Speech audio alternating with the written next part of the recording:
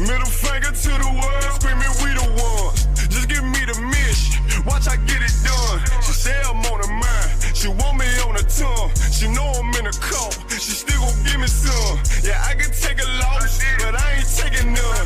They say it's real smoke, well I got plenty guns. I had to shake them off, who them hating ones. Ain't getting nothing up, nigga, watch I get it done. The truth hurt, I know it's hard to deal with. Bitch took all my emotions, I can't feel shit. You see them soldiers, they the ones I've been in the field with. I bought that black with a suppressor and a kill switch. Feel me burn, baby, burn, let's fuck the world up. I had to get it done, cause they ain't real enough. Red letter, fresh nigga, make this shit look easy. Told my mama I'ma die like this, please believe me. The real nigga tick, they hating, no sweat. If he up it, I'ma blow that bitch, please believe me. Fuck the clout, money talk, tell me what you saying. She said I'm ready, daddy, told her put it in my hand. The other niggas hope, that's why we in demand. It ain't no cows, no excuses, they don't understand. Soldiers posted, I'm fully loaded. I said got many wives, she said I don't give a damn. Middle finger to the world, screaming we the ones. Just give me the mission, watch I get it done. She say I'm on her mind, she want me on her tongue. She know I'm in a call, she still gon' give me some. Yeah, I can take a loss, but I ain't taking none. They say it's real smoke, well I got plenty guns. I had to shake them off, who them hating ones. Ain't getting nothing up, nigga, watch I get it done. You got one with this one, Melody?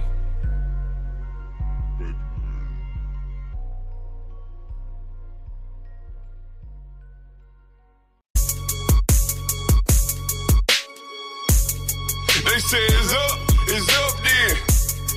And it ain't nothing to discuss then. Pillar talking with revenge, we like best friends. Just left Atlanta, now I'm in Bama on the West End. Blood on 125th, don't you know about that? I can't fall out with my niggas, where they do that at? In position for that power, I can't get that back. I got that on me now, we don't play like that. Look, don't do me no favor, send my paper to the bank. Can't stand a hoe, thirsty bitch, can't get shit to drink. Think that backbiting, this and shit is cool until it ain't. Red devil dog, can he get a crumb? No, he can't. Train killer boy, try to keep it humble, but don't tempt me. Know they do not like me, but they better keep it friendly. Ain't going out like Diddy, got a whole lot of soldiers, whole lot of guns, nigga. We ain't fitting in no Bentley. Trying to talk it out, but I really think we passed that. He ain't got that Zelle, he can send that shit on Cash App. Show the nose high in the air, cause her ass fat. Listen, bitch, fuck that pussy, I won't plow. They say it's up then. And it ain't nothing to discuss then. Pillar talking with revenge, we like best friends. Just left Atlanta, now I'm in Bama on the West End. Blood on 125th, don't you know about that? I can't fall out with my niggas, where they do that at? In position for that power, I can't get that back. I got that on me now, we don't play like that. If the nigga cross the line, he must want me to step a son. Running hard, moving it on up like George Jefferson. You got the bag, yes indeed, got the whole recipe. Got the bitch begging please, coaches like the referee. Nigga think I'm tripping about that shit, now they out. Niggas couldn't keep it true around this bitch, and I'm a paw. Hold on, let me get the scoop on this nigga, think he flawed. Had to tell my man the truth about that bitch, cause that's my dog. They say it's up then. And it ain't nothing to discuss then. Pillar talking with revenge, we like best friends. Just left Atlanta, now I'm in Bama on the West End. Blood on 125th, don't you know about that? I can't fall out with my niggas, where they do that at? In position for that power, I can't get that back. I got that on me now, we don't play like that.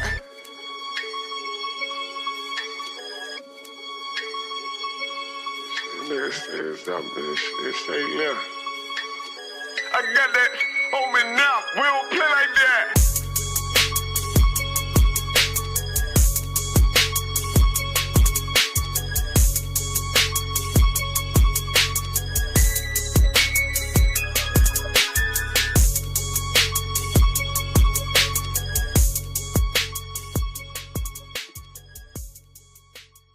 Check, check, check. Check, check, check. Can you hear me? Yes, sir. We hear you loud and clear, sir. Almost. Clap it up, clap it up. John Tawabi. Shalom. Yahweh Ba'Shem Yahushua Barakatah. To my brothers, Yahweh Shamar Alatah Ba'Shem Yahushua. To all my sisters and priests and officers of 1,000. Bon Kayal coming out of Fayetteville, North Carolina. And this is the Israelite School of Universal Practical Knowledge. Started out of 1 West 125th Street, Harlem, New York, under Commanding General Yahanna. Shalom, Israel. Nosotros somos la I.S.U.P.K. desde la calle 1 Oeste 125, Harlem, Nueva York, bajo el mando del General Yahanna. Si tú eres Latino, Negro, o Indio, Nativo, tú eres Israel. All right. So basically, if you're so-called Black, Hispanic, or Native Indian, you're an Israelite. And tonight is Tuesday night. This is our scripture breakdown class here in North Carolina. And I'm going to hold the class down until Captain 13,000 Nayathaq Banyamin takes over the class. All right. So Tuesday night is reserved for brotherhood. Tuesday night is the brotherhood class, right? And right now, there is no better time for so-called Blacks, Hispanics, and Native Indians to exercise that tenet. Brotherhood is synonymous with sisterhood. So-called Blacks, Hispanics, and Native Indians have to understand and realize that we are one blood-related family. We are one nation. All right. The so-called oppressor has done an excellent job in dividing us. He's done an excellent job in making us resent one another. He's done an excellent job in creating a spirit of resentment, a spirit of hatred toward one another. And there's nothing more wicked or evil than for a family, let alone brothers, to be, at odds with one another, brothers to hate one another. That's an evil, wicked, vile thing, man. And that's what's happened to us. That's what happened to the so-called Israelites. All right. We're gonna get into some bedrock UPK scriptures when it comes down to brotherhood. All right. Do I have a reader in Durham? If not, we're gonna begin in the book of 1 John, chapter 4, verse 20. The book of 1 John, chapter 4, verse 20, and we're going to read through 21. All right. We all see the news. We all know what's happening, what's transpiring in real time here in America. And I wanted to say, because this thought crossed my mind today, we're just not relegated to America. Israel's been scattered abroad. Israelites, so-called Blacks, Hispanics, and Native Indians are just not residing in America, enduring these curses, man. We're all across the globe on every continent. You'll find a so-called Black, Hispanic, or Native Indian. All right. So we always talk about America, but these plagues, these punishments, these curses that we're enduring, they affect us all wherever we are on planet Earth. All right. So not to be dismissive of what's happening elsewhere, I'm in North America. I'm in America. I'm in the South. All right.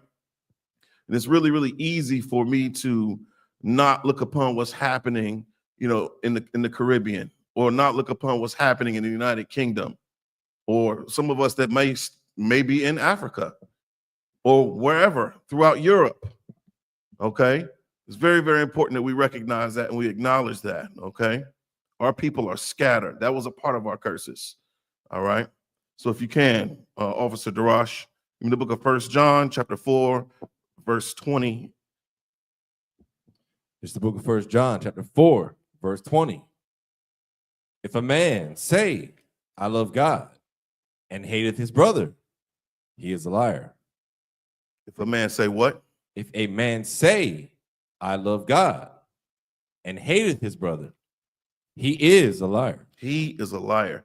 Well, okay, so when we talk about this scripture in spirit, right? Who is this talking about? Who is this referring to? What type of man would say that he loves God, but in real time, he hates his brother? And we know that brotherhood is synonymous with sisterhood, okay? So I'm talking to you too, sisters, all right?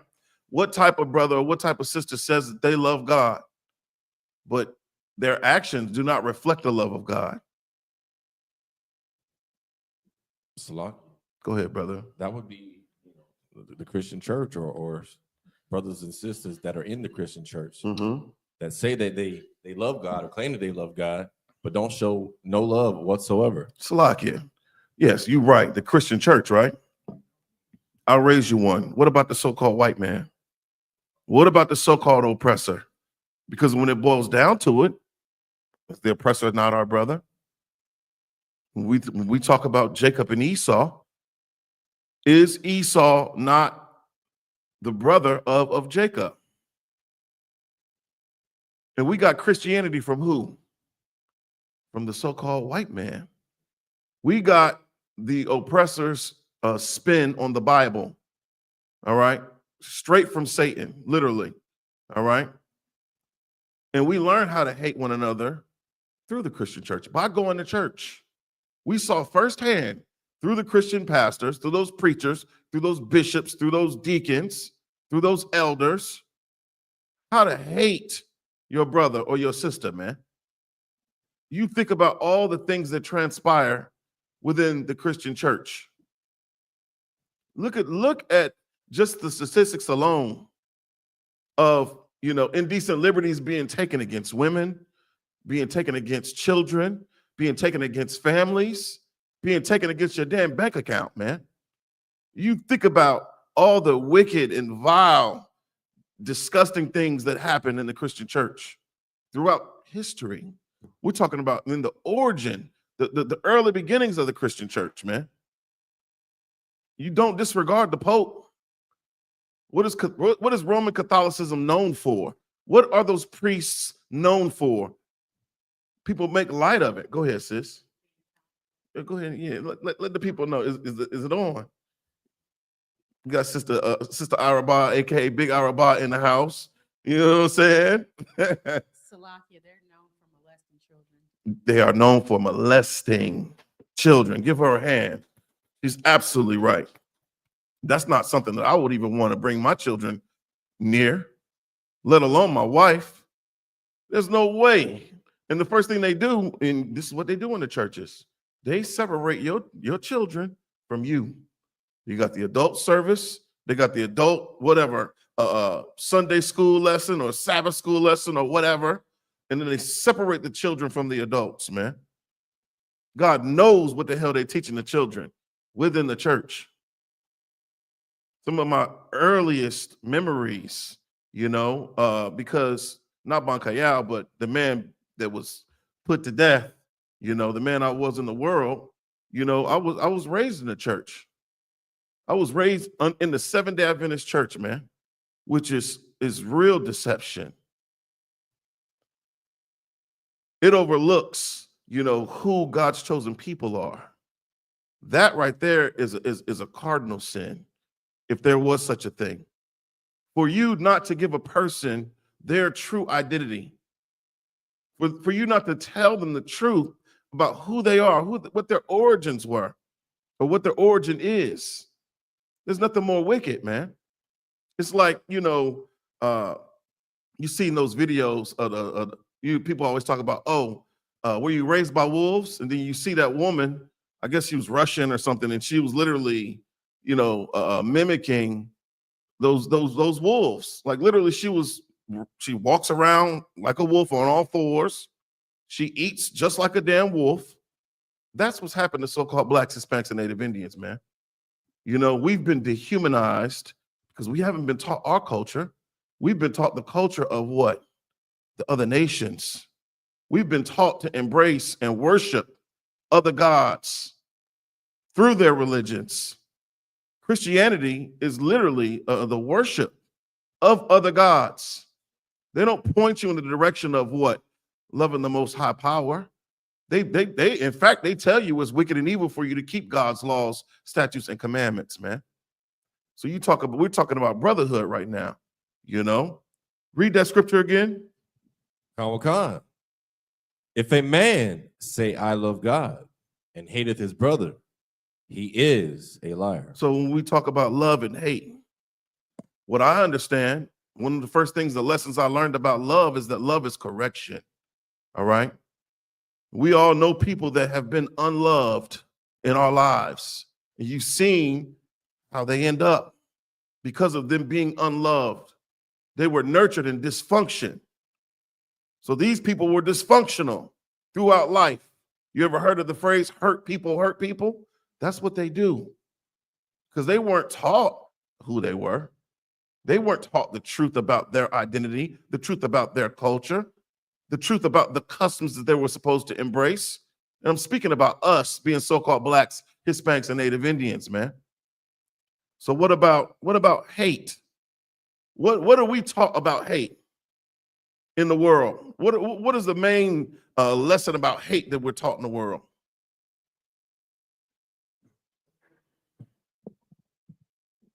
Go ahead, brother. We're always taught that, you know, God doesn't hate, so you shouldn't hate. Right. Always turn the other cheek. Mm. Remember what Martin Luther King said: "Don't fight fire with fire."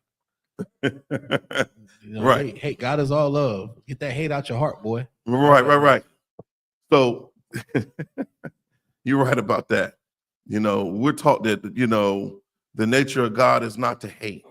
It's supposed to be about love, right? But I had to come in here and learn what I didn't learn in the world. When you hear hate in the world, it's usually confused with violence. It's usually confused with what? Someone being brutalized. It's usually confused with some form of oppression, and not so much what it actually means, which is very basic. It's a very simple concept. To hate anything, it just means separation, man. When you hear the term hate, it just means to remove yourself from that thing. I don't give a damn about Black Eyed Peas. I hate Black Eyed Peas. You will never see Officer Bankaya willingly eat Black Eyed Peas, okay? So I separate myself from them, all right? So when it comes down to the true spirit of this term, hate, it just means to separate, right? All right. Who is teaching our people to separate more than the so-called oppressor? Officer DeRoss just said it. He said the Christian church. Because in Christianity, you're taught to embrace everything that doesn't look like you. You're taught to embrace every nation. You're not taught about true separation. You're not taught that you are a set apart, holy, set apart, severed from all the other people, nation of people. You're not taught that. You're not taught that you're family if you're so-called Black, Hispanic, or Native Indian. You're taught to love everyone. You're taught what? John 3:16. In the wrong spirit. You're getting the wrong breakdown on John 3:16. All right. That world of Israel is the world of Israel, not the whole world as far as the other 18 nations or the other 17 nations, man. All right. Keep reading that verse, brother. Read it again from the top. If a man say, I love God, and hateth his brother, he is a liar. He is a what? He is a liar. He is a liar. Your pastor is a liar.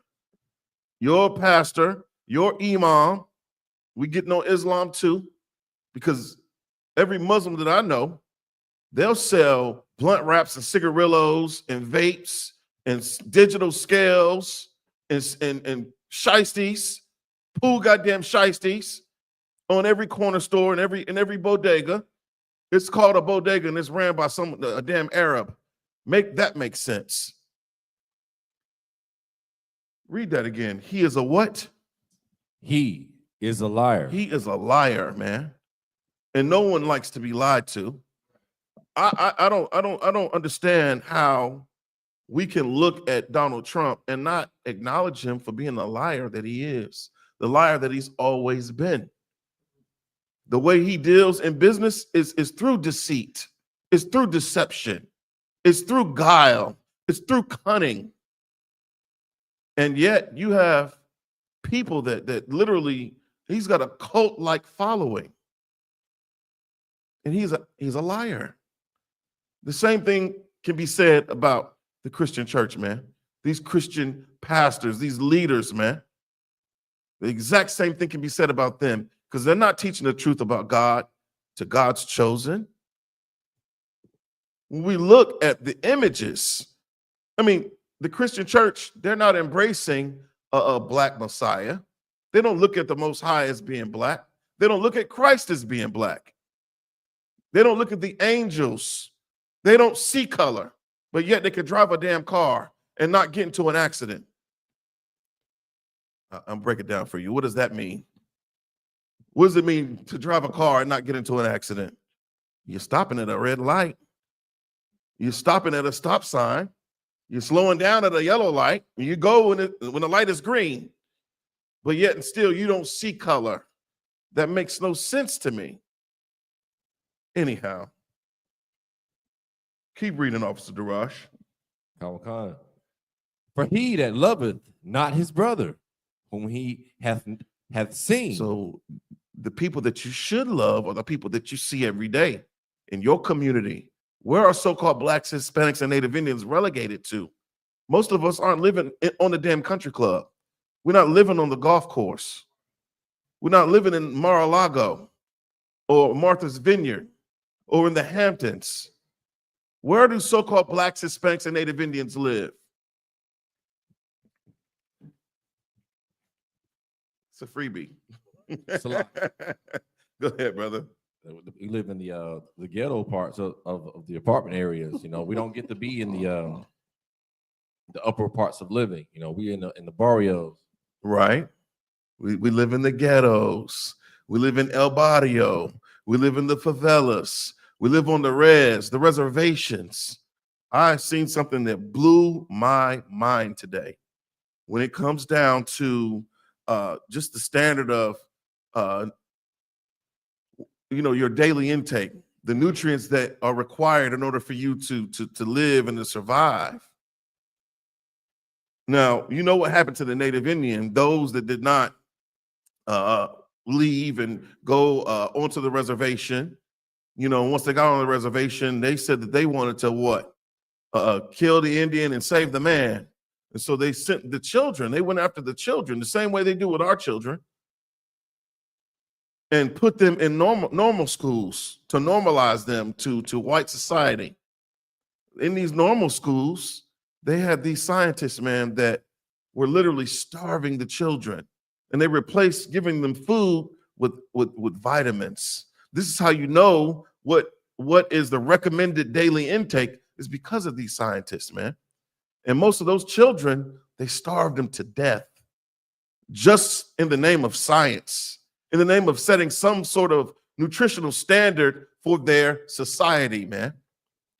This is the place that prides itself on being what? The land of the free and the home of the brave, man. How could you starve a child? I can understand you starving a damn monkey. Now, we wouldn't do that.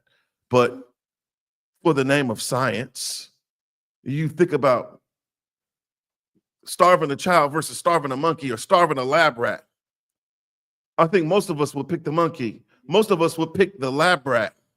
This is how you know they don't look at us as being human.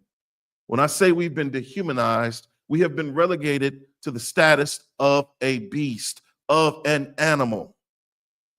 And these are supposed to be our brothers, man. These people are liars. This is what the Bible is talking about, man.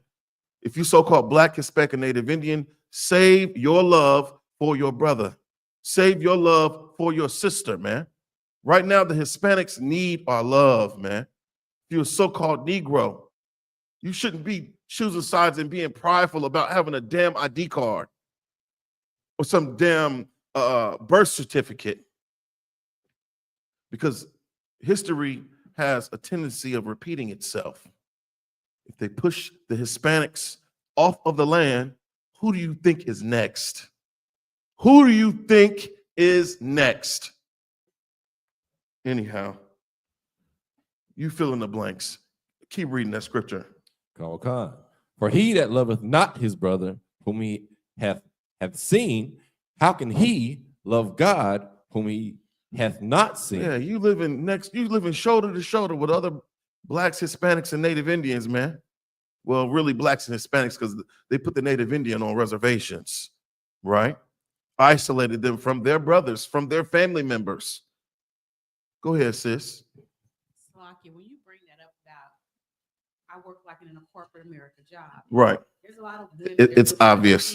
It's obvious. Salakia. There's a lot of sisters that work there too. Mhm. And there's a lot of conversations like, well, if they're doing that to them, who do you think is next? Mhm. If they can get away with it, it'll be us.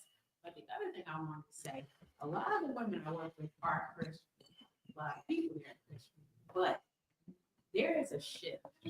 There is a change. The conversations that these women are having, they're not Christian conversations. Right. Like they hate Esau. Oh. They hate them. Right. With a real passionate hate about them. Right. There's a lot of sidebar conversations about them, how they are just the devil. Right. And sometimes we think that Christians don't see, but I think people are honestly starting to wake up and see it for what it really is. Right. No, you're right. Give me Ecclesiastes 7:7. The book of Ecclesiastes, chapter 7, verse 7. And to your point, sis, you're absolutely right. And it's so sickening that it's taken this much persecution for us to really see what's happening, to really see these people for who they are. And that's how I know, like, punishment is a good thing. When you think about correction, it is a good thing, because now we're going to get the results that, we would have never sought after. When you think about being corrected, now our people are realizing that, we've been force-fed lies and misinformation. We've been miseducated. We've bought into this idea of America. We've bought into this idea of us being good Christians, but it ain't working. It's failed us. It's continually failing us. And you know what they say, if you continue to do the same thing over and over and over again, you must be insane. And I know so-called Blacks, Hispanics, and Native Indians are not insane. All right. If you can, brother, give me that scripture. Khan. This is the book of Ecclesiastes, chapter 7, verse 7. Surely oppression maketh a wise man mad. Damn, surely oppression, which is what we're experiencing right here, right now in America, man.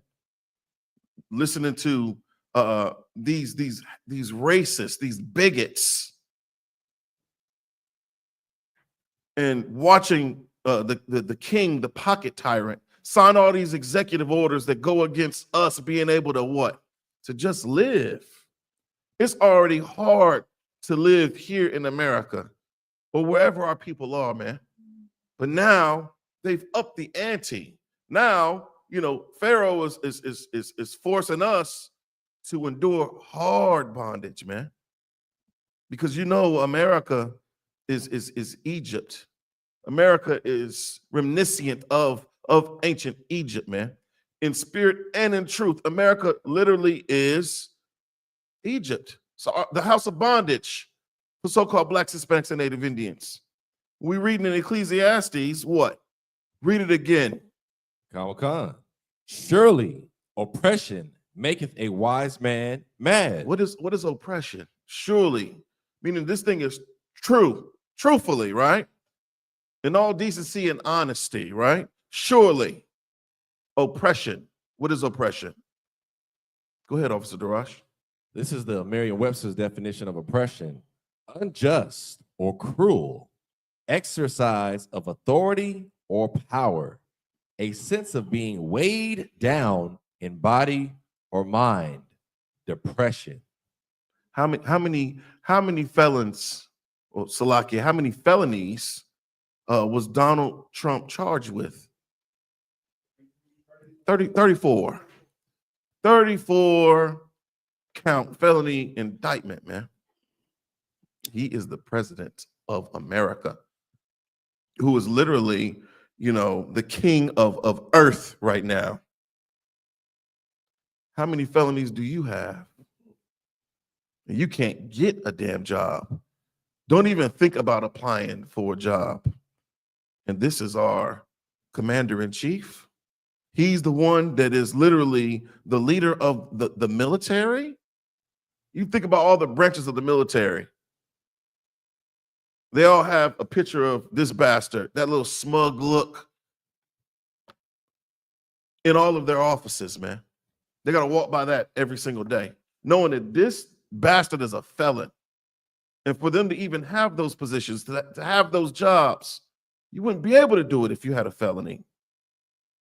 This is the beautiful thing about the truth, man. And here, under Commander General YAHANNA, we have felony expungement programs. But who gives a damn when the president can be a felon?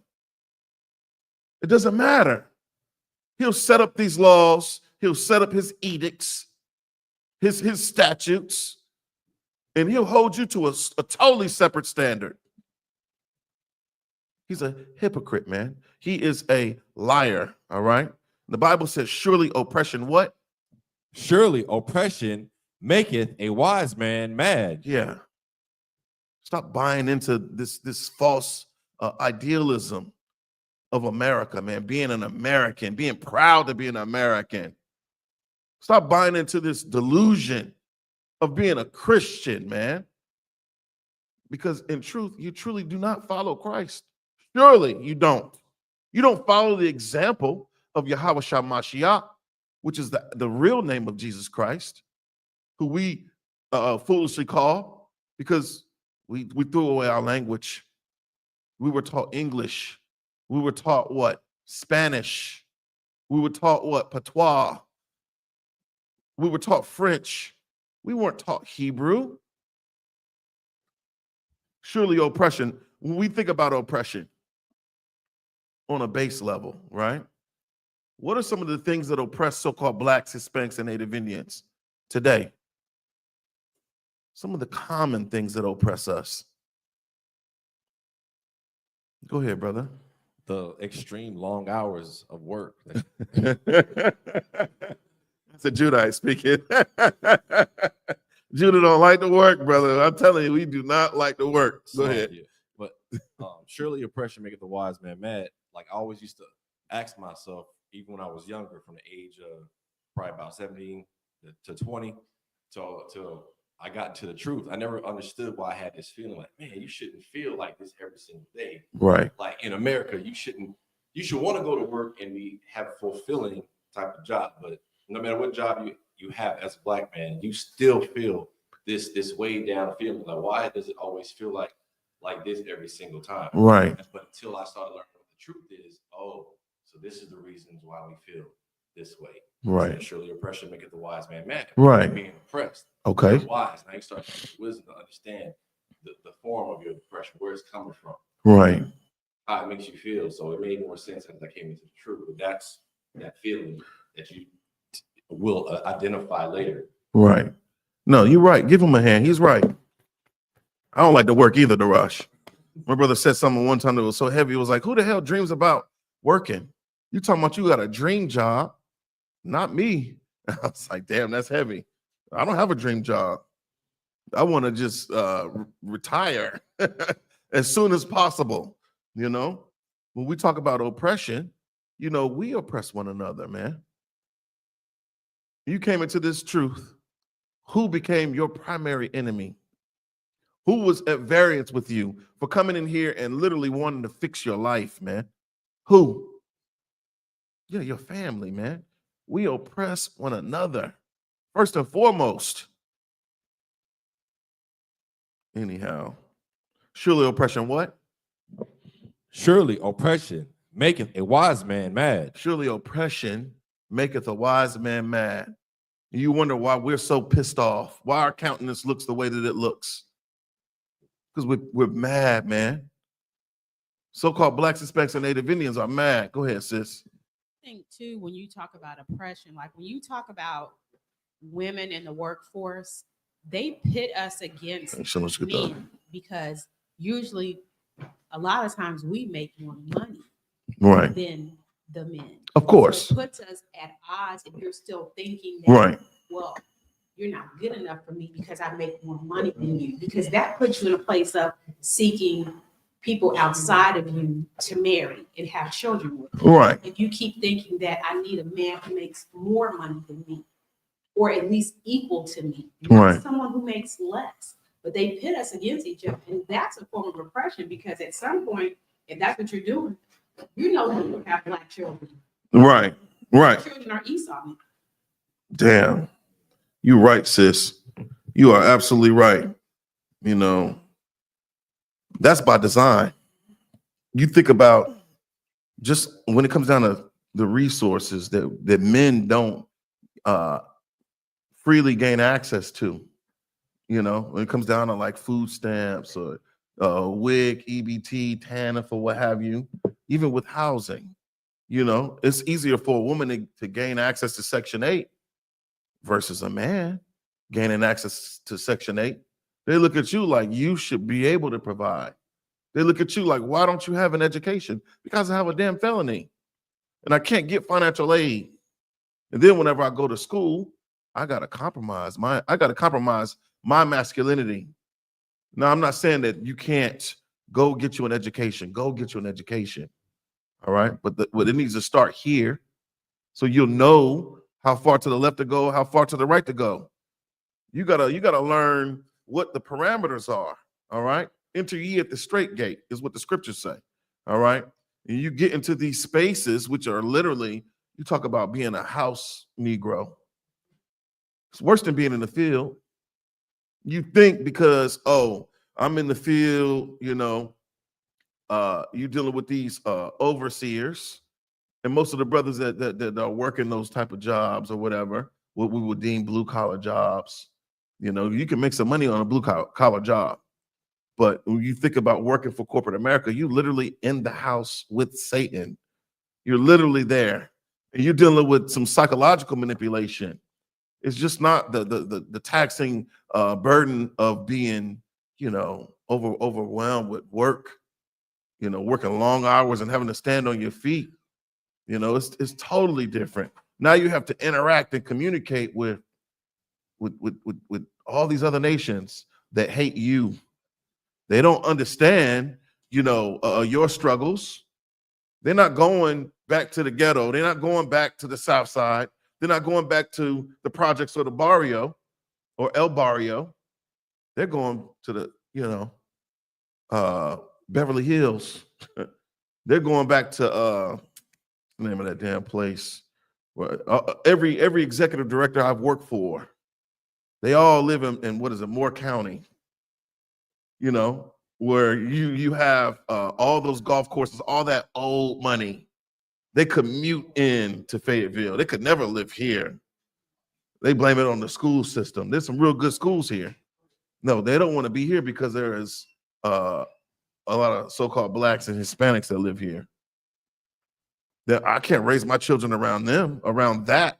Can't allow them to be influenced by these, you know, whatever they call us, for the sake of the algorithm, you know.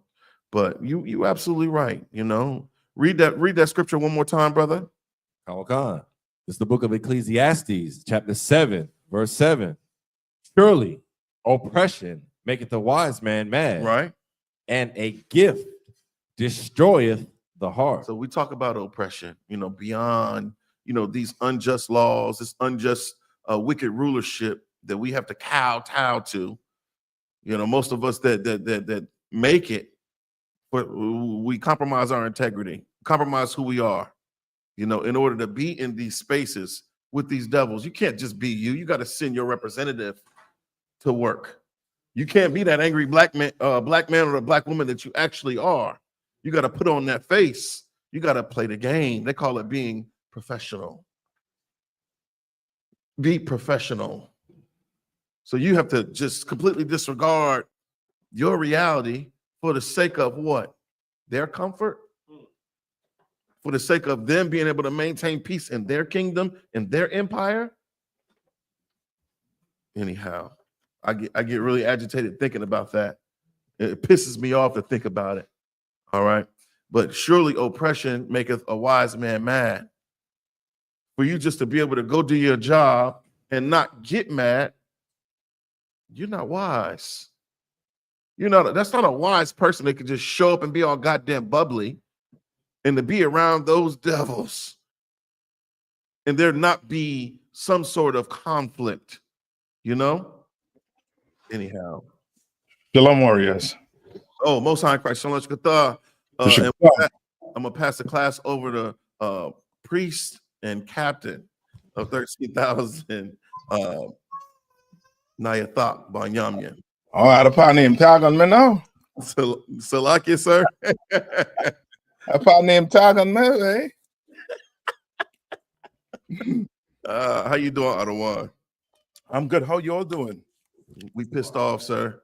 Pissed off? We angry, we mad, we upset. Mm-hmm. What we gonna do? You know what I mean? Gather together, sir. Yeah, that's it. What we gonna do, Blacks, Hispanics, and Native Indians? It's a lot. You know what I mean?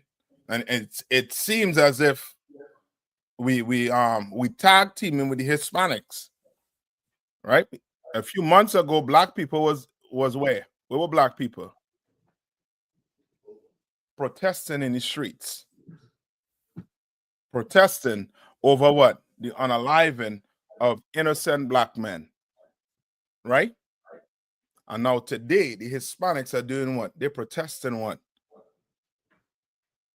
The unlawful treatment they're getting from this from the suppressor.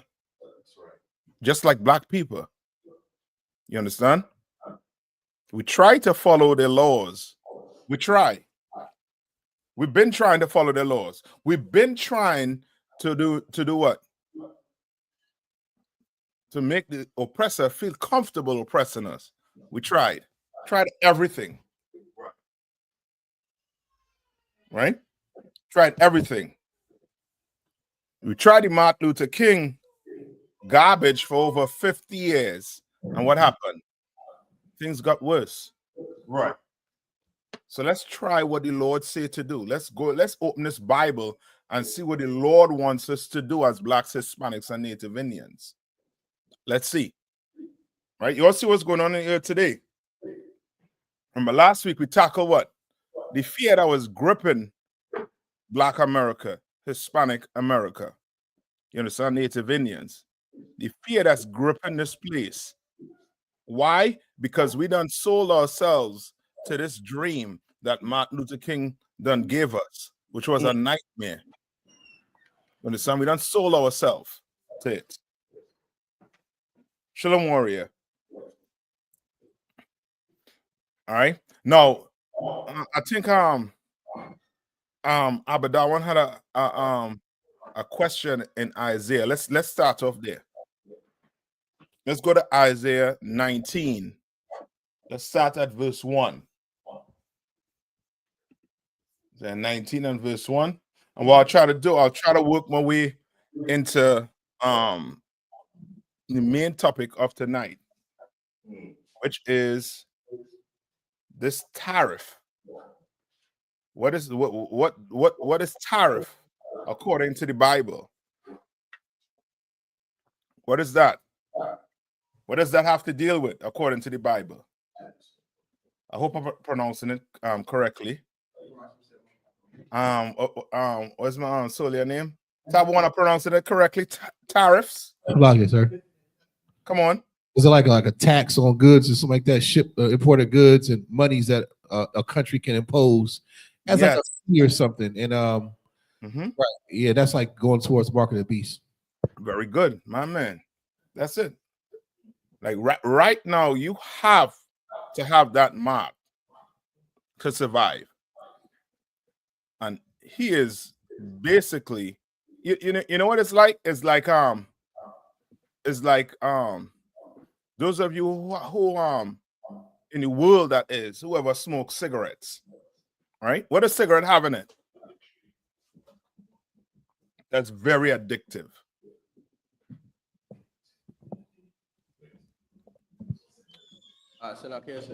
Come on. Nicotine. Your oppressor knows it. He put something in there for it to be addictive. Why?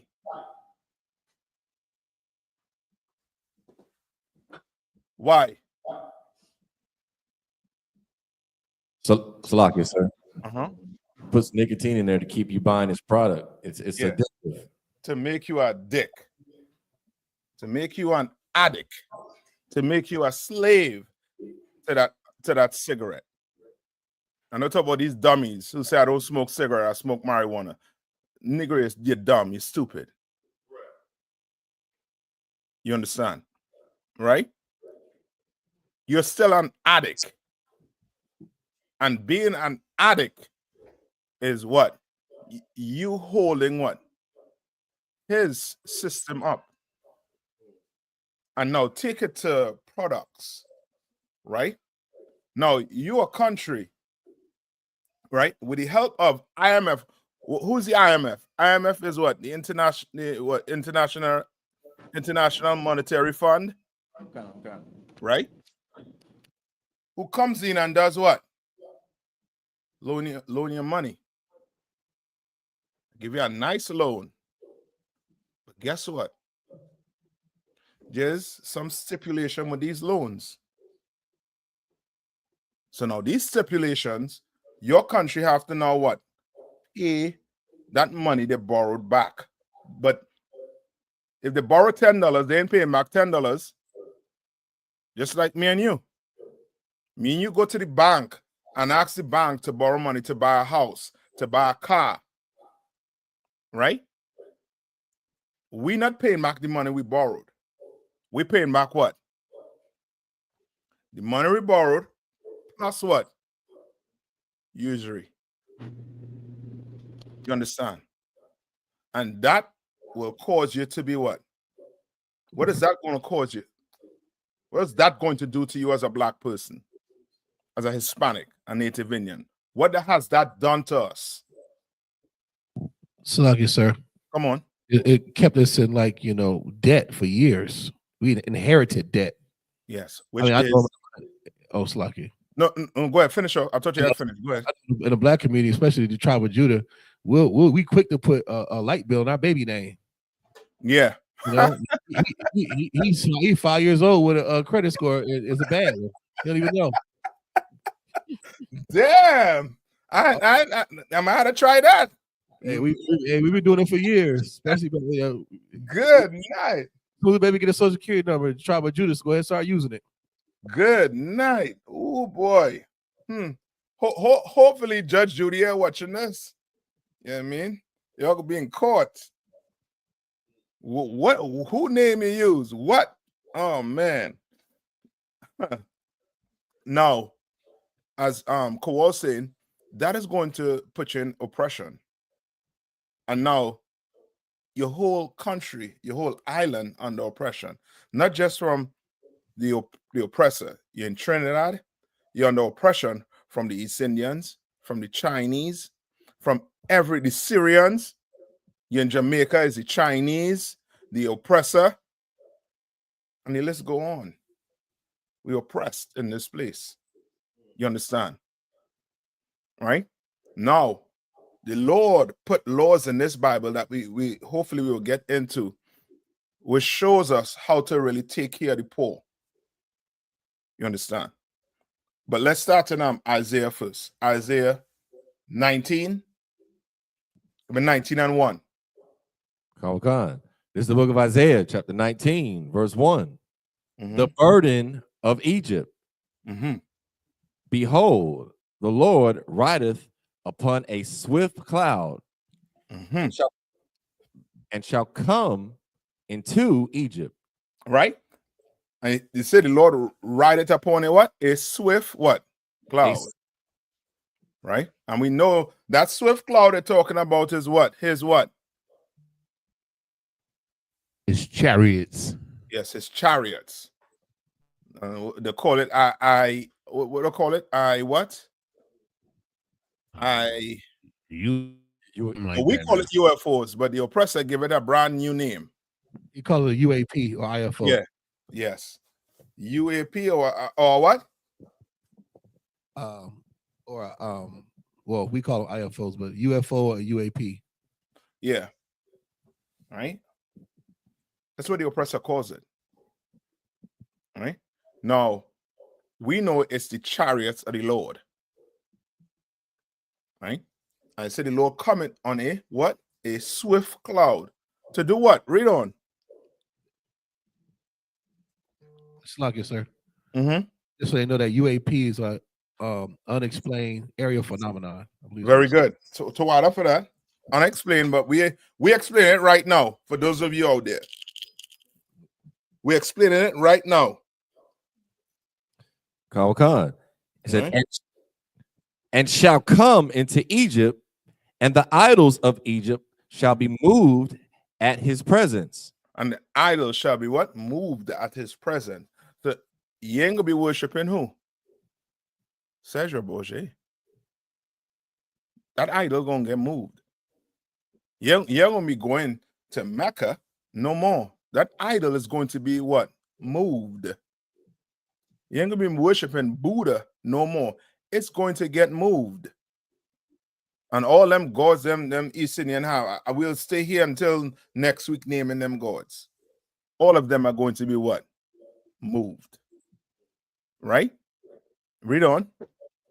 Moved at his presence, and the heart of Egypt shall melt in the midst of it. And the hearts of Egypt shall what? Shall melt in the midst of it. Shall melt. Meaning it's what? It's going to happen. And we know that what? Remember, how we know we could use this for America today? What precept?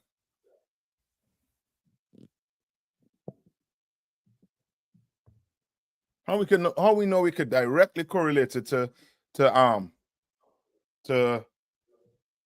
America today?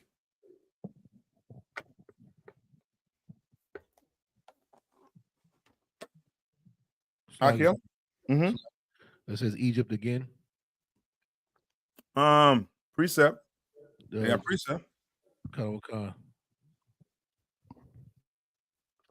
Deuteronomy.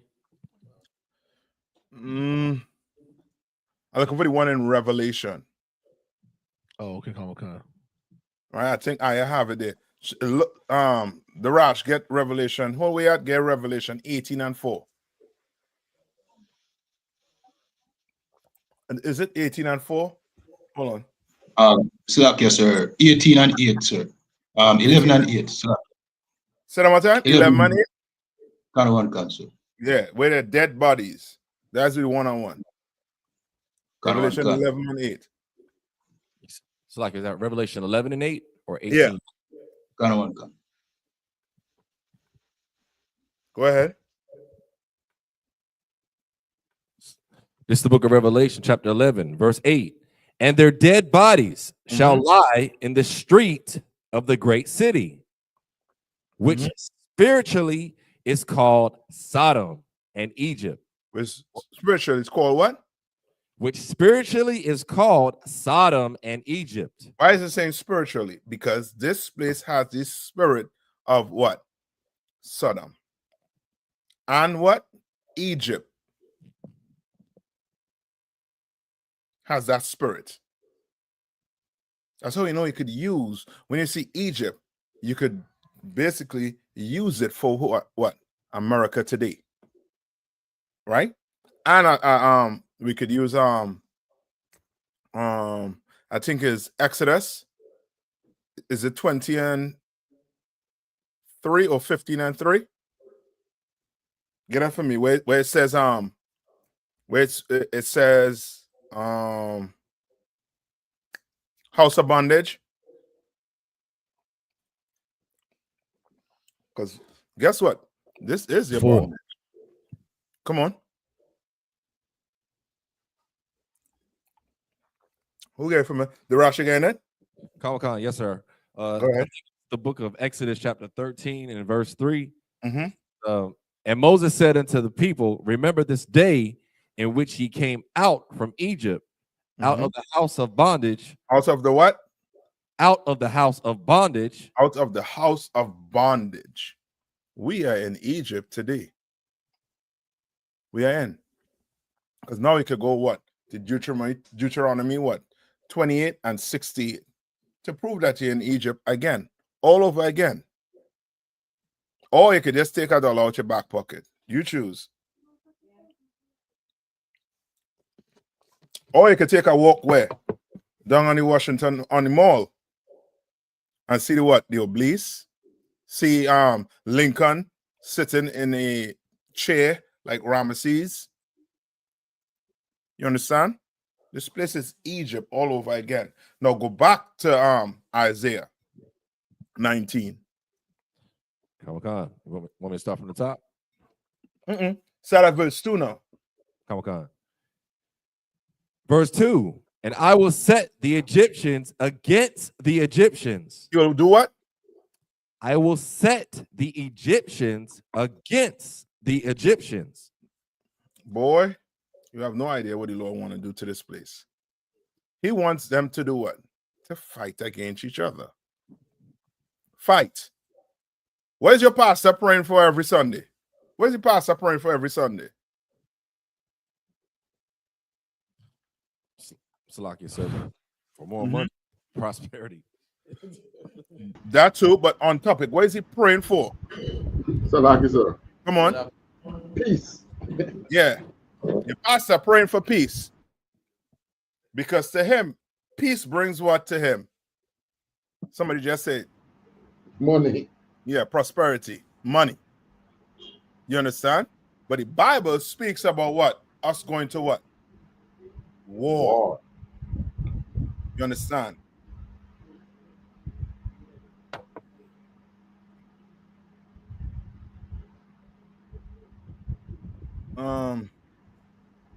Wiggins, I think you're stumbling the wrong door.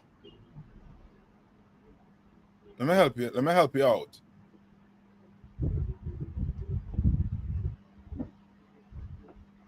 I'm gonna help him out. Now don't worry about him. He's in the wrong class. All right. Read on. Khan. And they shall fight every one against his brother. And they shall what?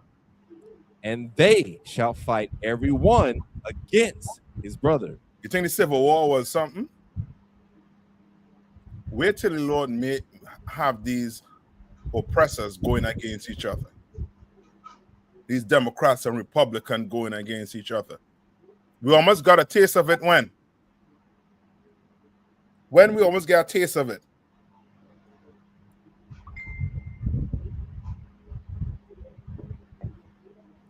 On January 6th. Right? When they stormed the Capitol. We just got a little, just a little taste, a little sample of it. You understand? Anybody saw the video of one of the cops, right? He was being interviewed by, I think, a CNN reporter. And he said he felt like the country betrayed him because Trump done came and let them criminals out. Pardon them criminals. You understand? Sir, I heard that. I saw that news. Yes. The Lord wants to pit these people against each other. And that's all. Come on. So I saw a segment on the news where pertaining to the 1,500 that he pardoned. A bunch of them have child molesters. A bunch of them is child molesters, and they have other crimes. And some of them are still in jail for the child molestation crimes, which he could not pardon them for. But a bunch of them is child molesters. Yes. Meaning, in other words, they're criminals. They're straight up criminals. Straight up. You understand? You know what I mean? They are not qualified to be in charge of this place. They're not. They are just simply oppressing black people. I mean, you could go pardon criminals, and there's brothers who locked up there for years in prison that innocent, and you know it. And it's just because they don't have the guile to go through a system, they can't be freed. Because you're the devil, the Bible speaks of. And the Lord going to deal with you on it. Let's read and see what the Lord going to deal with them on it. Read. Khan. And everyone against his neighbor.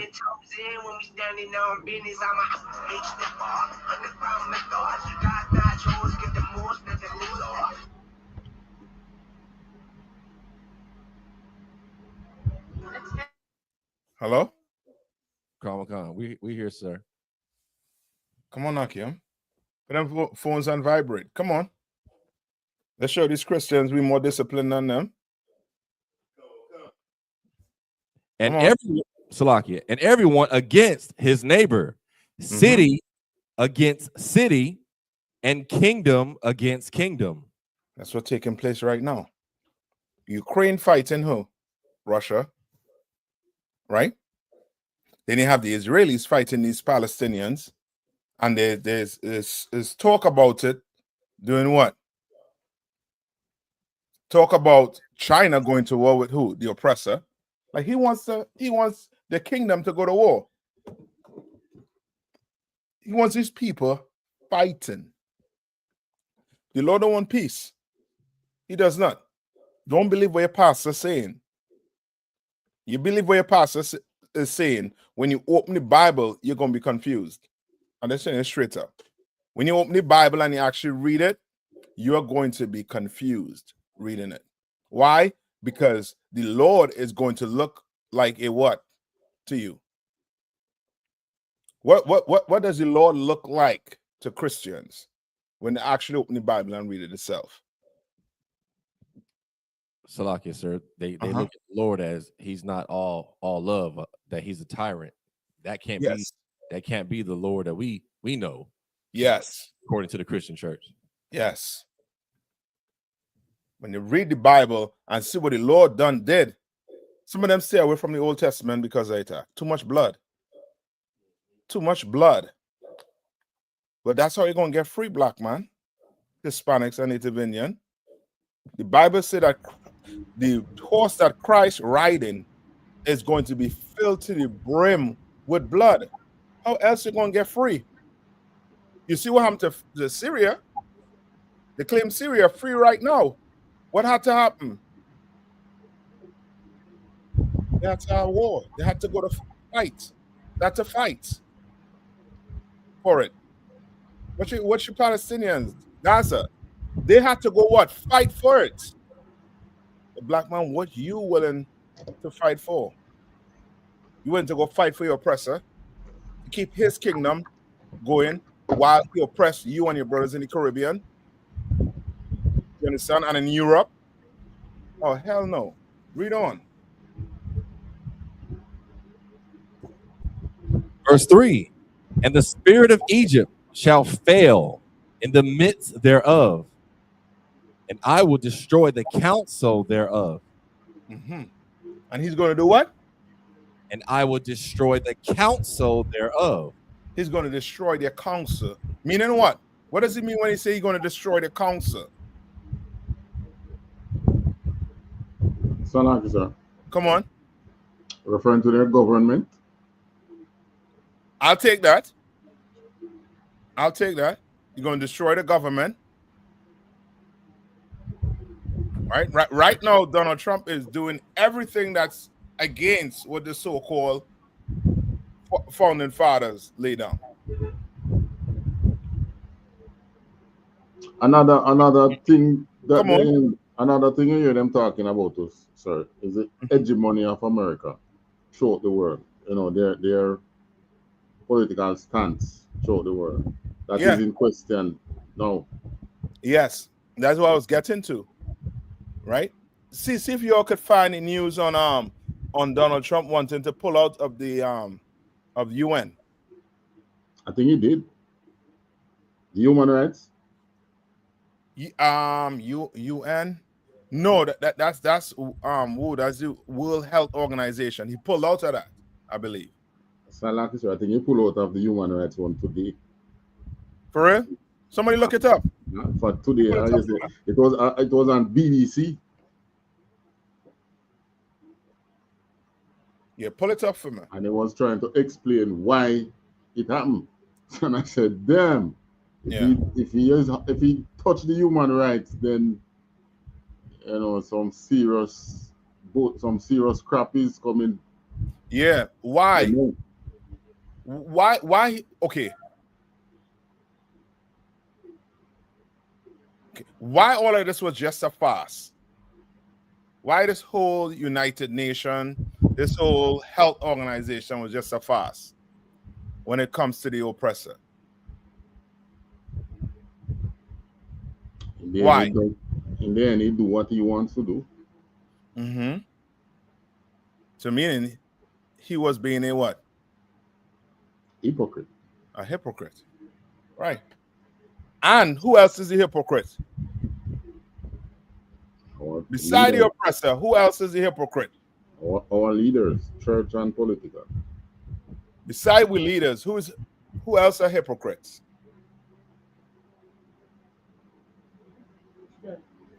Salaki, sir. Come on. The Christian church. Beside them. All the heathen. That's what you want, the heathens. Why? Because everybody crying for who? The Palestinians right now. The Palestinians marching for the Mexicans right now? With the Palestinian flags for the Mexicans in the border. Never. Hmm? Never. Right? It ain't there. Why? Because they're all hypocrites. You talk more human rights. Who's supposed to be on top of the list for human rights? If you're about it, if you're about our life, it should be blacks, Hispanics, and First Nation people. We should be on top of your list. We should be the ones you're fighting to get justice for before you go fight for the Palestinians. You think the oppressor gonna get justice? You gonna get your land? He stole ours. And to him, he's the Israelite. So guess what? He's gonna be the Palestinian too. I guarantee you. I guarantee you. He's gonna be the Israelites and they're gonna be Palestinians. Because you all a bunch of hypocrites when it comes to black people. And the condition the oppressor done had us in. Ain't nobody crying for us but our own people. That's why it's such a good thing to hear, black people come out in support of Mexicans, the Isupk. It's good to hear it. You understand? It lets you know that the more and more they oppress us, the more and more what happens? The more and more they oppress us, the more we gather together. Yes, the more we're going to gather together. We have no choice but to join together. Because we're going to have what? We're going to have one common enemy. One common enemy. Right? Read on. And they shall seek to the idols and to the charmers. They shall do what? And they shall seek to the idols. They're going to give Buddha some rice, milk rice. And guess what? Buddha ain't going to eat it. You understand? They're going to run to that black rock and give it all the kisses. They're going to put what do I call that? The lip gloss on the lip and go kiss that black rock in Mecca. And boy, Allah gonna be snoring. I mean, you gotta kiss that rock and then put your ears close to it. And you're gonna hear snow.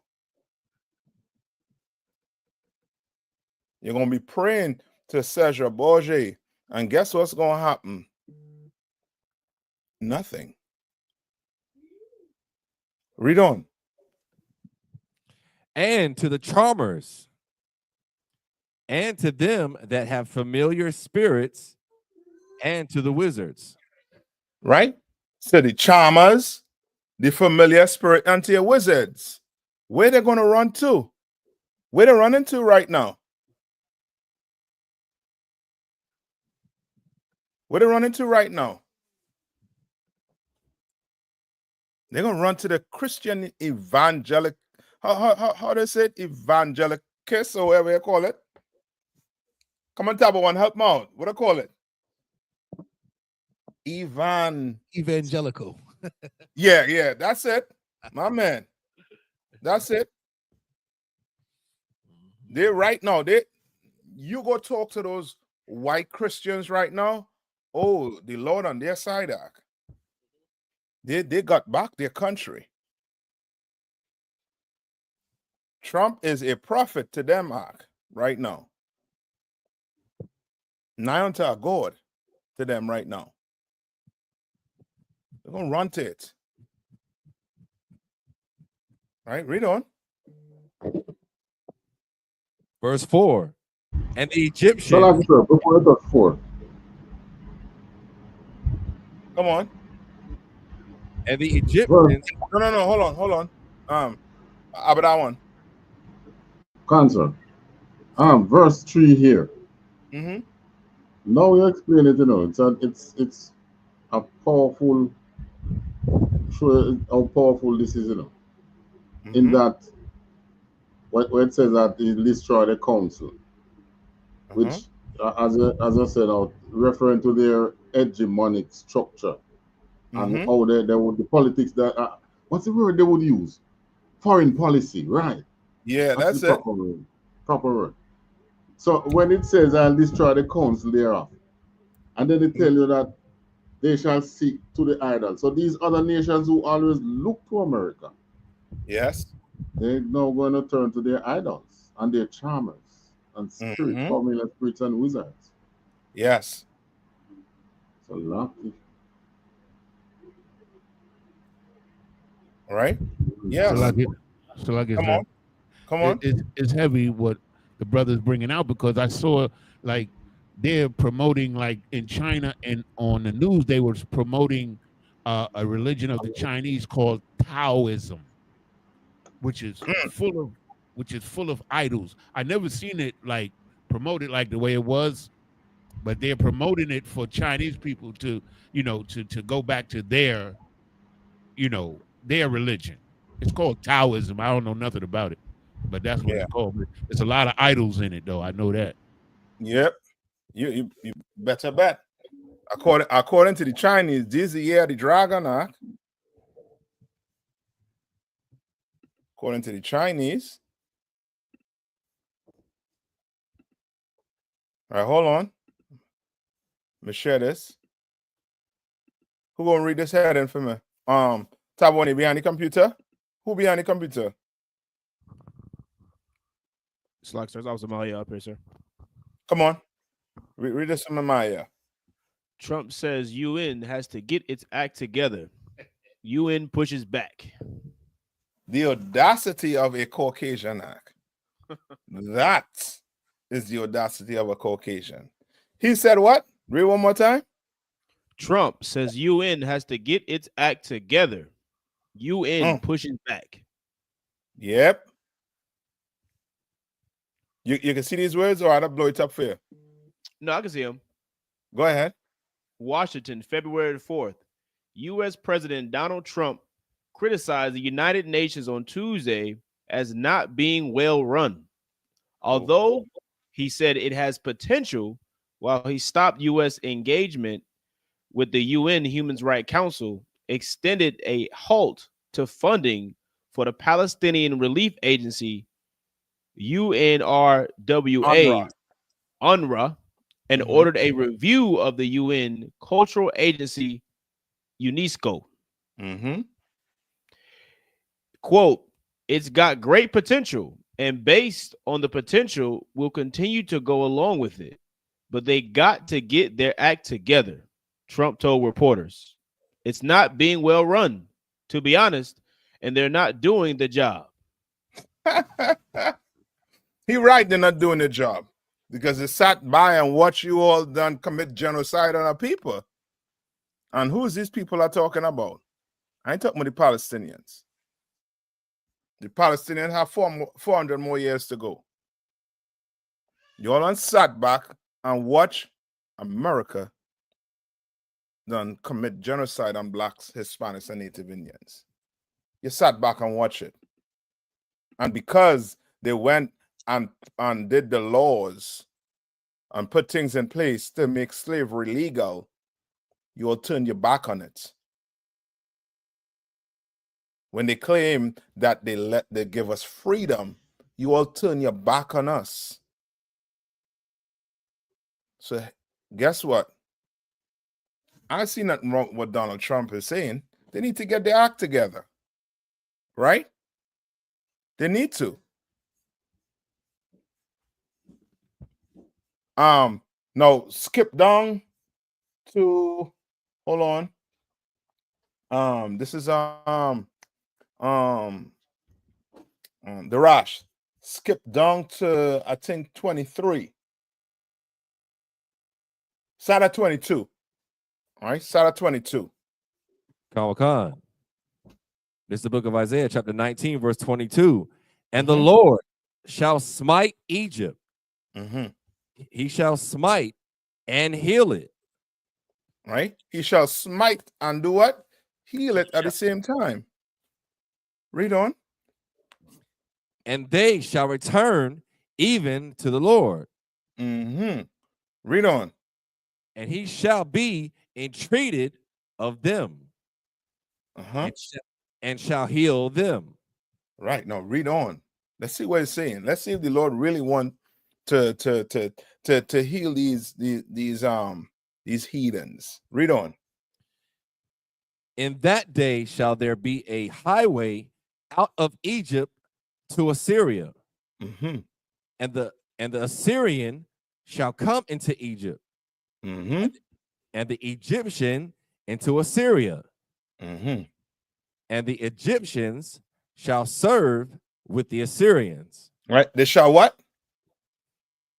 And the Egyptians shall serve with the Assyrians. Why is he healing them? Why is he doing all of this for them?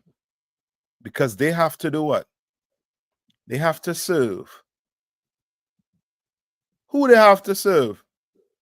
Read on. Verse 24.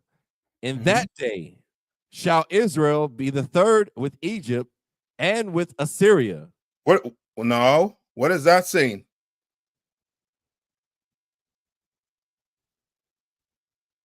Sir, if I may. Come on. It's like saying that we're going to be on par with them or just as important as them.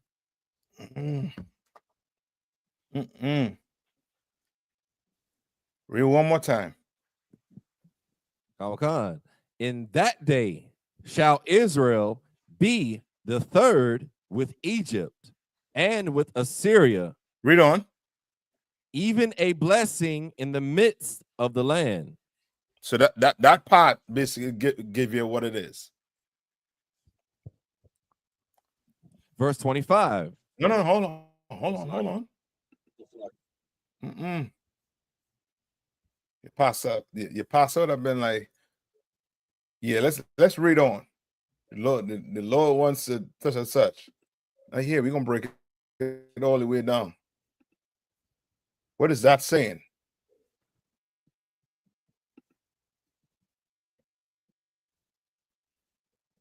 I'm gonna take a shot. Yeah, does that take a shot? So could it mean like, okay, so now, like these nations, like their destruction is going to be limited because Israel is there? You get into it. Where's Israel? In the midst of Egypt, we're in the belly of the beast. Yes, we're in the midst of them. We are in the midst of them. And the Lord is going to do what? He's going to bless us. Where? In the midst of them. No sign, Christ. You understand? Right? Read on. Verse 25. Whom the Lord of hosts shall bless, saying, blessed be Egypt, my people. What? And what's the Lord saying? He's saying, blessed be Egypt, my people. Why is he saying, blessed be Egypt, my people? Lord loves everybody. See, Christian got you. Corner there. And you corner that dog. What that dog start doing before he start attacking you? Start drizzling on himself. Christian and corner, yeah. You going to drizzle? We're going to tell him. Read it one more time. Khan. The book of Isaiah, chapter 19, verse 25. Whom the Lord of hosts shall bless, saying, blessed be Egypt, my people, and Assyria, the work of my hands, and Israel, mine inheritance. I'll take that, Shabbat. I'll take that. Because we in Egypt/America. I'll take that. That's it. He's not saying to do what? Bless the Egyptians. He's saying to bless the people what? His people in the midst of Egypt and where? And Assyria. Right? Read on. Chapter 20, verse 1. No. The last part where it's saying Israel, my what? Khan. And Israel, mine inheritance. He let you know. Israel, what? Mine inheritance. That's possessive. That has nothing to do with everybody. Saying Israel is what? My inheritance. Right? And the people that lives where? In the midst. It's like us in America, us in the Caribbean. We're in the midst of these heathens are. Brother, and if it wasn't for the Lord blessing, they'd have done what? Would have been done in the midst of these people. Would have been done. Would have been wiped out. All right.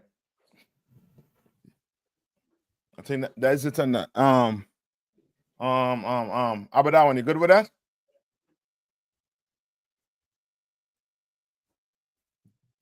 All right. No. Yeah, Salaki. Come So on. it's not referring to a literal highway up there in the land. No. Okay. No. Just like it is not referring to literal Egyptians. It's talking about the brothers who live in, the Israelites that live in Egypt, like in America. When the Most High, when Christ come back, he's going to destroy America. But where are we going to be? We're going to be in the midst of them. What's going to happen to us? You understand? Should be protected. Yes, we'll be protected. We'll be blessed in the midst of them. So like by me, I don't want. Come on. So when they're talking about in the midst of Egypt, is also going into like spiritually, like this place is spiritually, as in bondage. Yes. Kind of one kind. Yes. Like, yeah.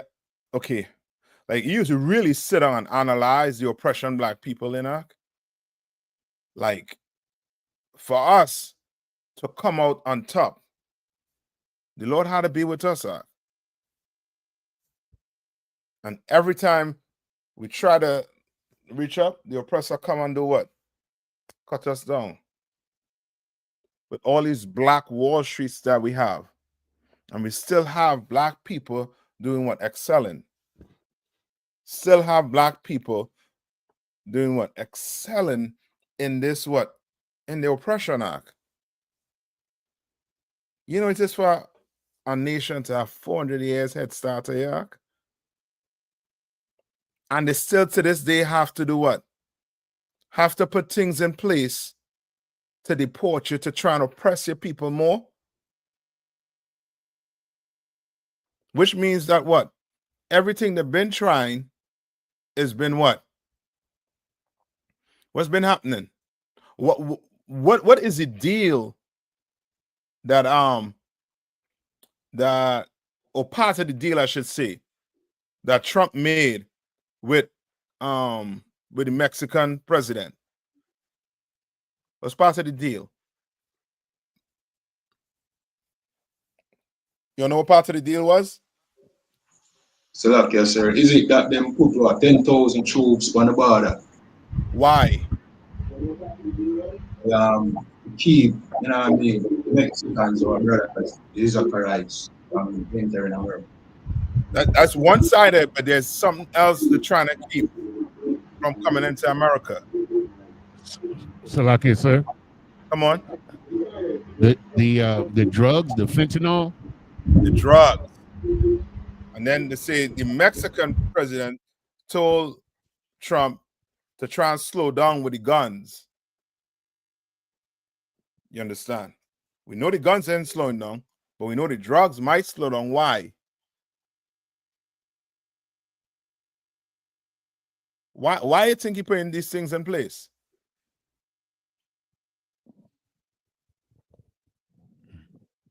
Salaki, sir. Mm-hmm. Because the drugs are affecting them now. Yeah. Yeah. Oh, that good old fentanyl. Oh, they love it. They love that. That cocaine. Oh boy.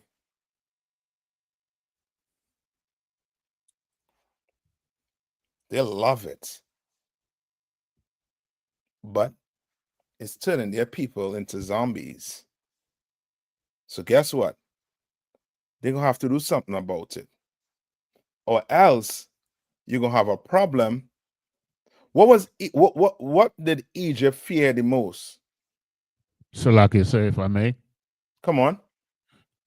Israel joining against their enemies, with their enemies. I had to take that. But there's something else. Salaki, Come on. They feared our numbers and our strength. Yes, us multiplying.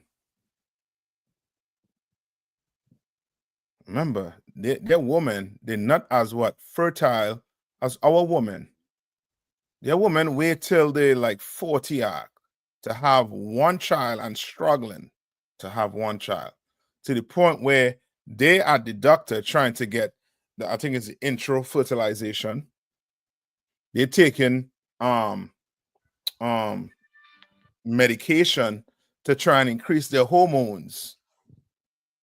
You understand?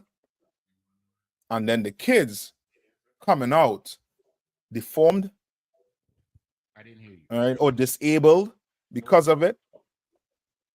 But these Hispanic they make jokes about the Hispanics having gestation period. Why? You hear them oppressors. They say, what's the gestation period of a Mexican? Why? So like it, sir, because they always having babies. Yeah. They're not having a break in between. Yeah. Every 5 months.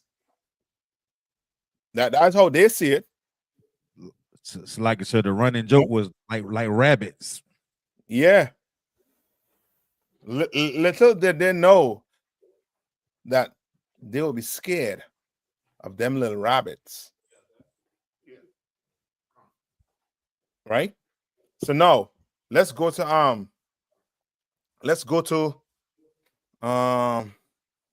first off, let's start here. Let's go to Leviticus 25. Right? You all ever heard about the year Jubilee in the Bible? Mm-hmm. What is that about? So like, sir, is that like all debts are forgiven or something like that? Mm-hmm. Every 7 years, it's like a big I think all debts, if you owe this a brother or this institution or whatever, you're forgiven. Mm-hmm. So who paraphrasing, of course, more to it. Yes. Who is that for? Apparently it's supposed to be for us. You're right. It's for us, right? It's definitely for us. Go to what did I say? Leviticus 25.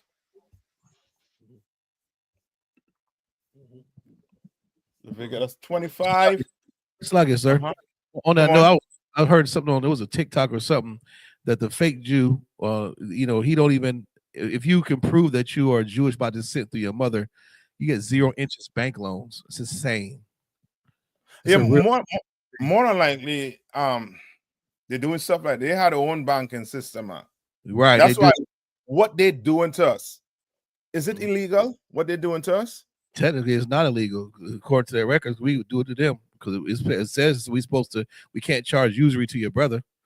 I mean, but what they're doing to us, what they're doing to us is unlawful. I shouldn't use the word illegal, but is it unlawful? Right. It's draconian and it's unlawful what they're doing to us. They're drowning us in interest rates and denials and everything's ridiculous. Yes, they're using that to do what? To further oppress us. But brother, when we get this kingdom and we do it to them, it's going to be as lawful as what? As a goat is lawful, as a mutton is lawful. Right, right. And it's like, sir, that goes all the way back to the plantation where we did that. Remember we did that tour at Stagville. Yeah, Stagville. And she said something like people will go get a loan, they go get sugar or oats or something from the white man's store. He would charge them so much interest that they would never be able to pay them back. So it's even in the plantation times we were getting drowned in interest and unrealistic, debts to pay back for simple things like shoestring, oats, sugar, anything you would need just for your kids, medicine, and they just charge you unrealistic amounts of interest. So you constantly forever in debt. You could never move off the plantation. Yes. So now this year that we're gonna read here, we're just gonna touch on a few things, right? So the year Jubilee is how many years? After how many years? 50, sir. 50. So on the 50th year, everything, guess what? Wiped clean. Right? And all lands go out, except the ones in the city. Yes. Right? So let's read a little bit. Give me 14. Let's start at 14. Oh God, it's the book of Leviticus, chapter 25, verse 14. And if thou sell out unto thy neighbor or buyest out of thy neighbor's hand, ye shall not oppress one another. Ye shall not what? Ye shall not oppress one another. So this year you're learning about this Jubilee is for who? Israelites. It is for Israelites, but yet it be a little more specific when you speak about Israelites. Come on. So that's for the poor. For the poor. The poor man. You understand? So the poor man don't be what? Oppressor. Oppressed. So that the poor man don't be oppressed. So read it one more time. If thou sell out unto thy neighbor or buyest out of thy neighbor's hand, ye shall not oppress one another. We ain't supposed to oppress one another. And you know what this is like? This is like your think about your contracts, right? Just think about the contract. And this is how the year Jubilee would work, right? Let's say you have 2 more years to go to the year Jubilee. You could not make a contract for 3 years or more than 2 years. You understand? Why? Why? Remember them basketball players.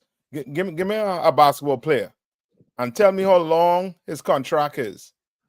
So, like you, sir, anything with a lengthy contract is a form of oppression. Yeah, but who love a lengthy contract? The poor people. No. So, like you, sir. Come on.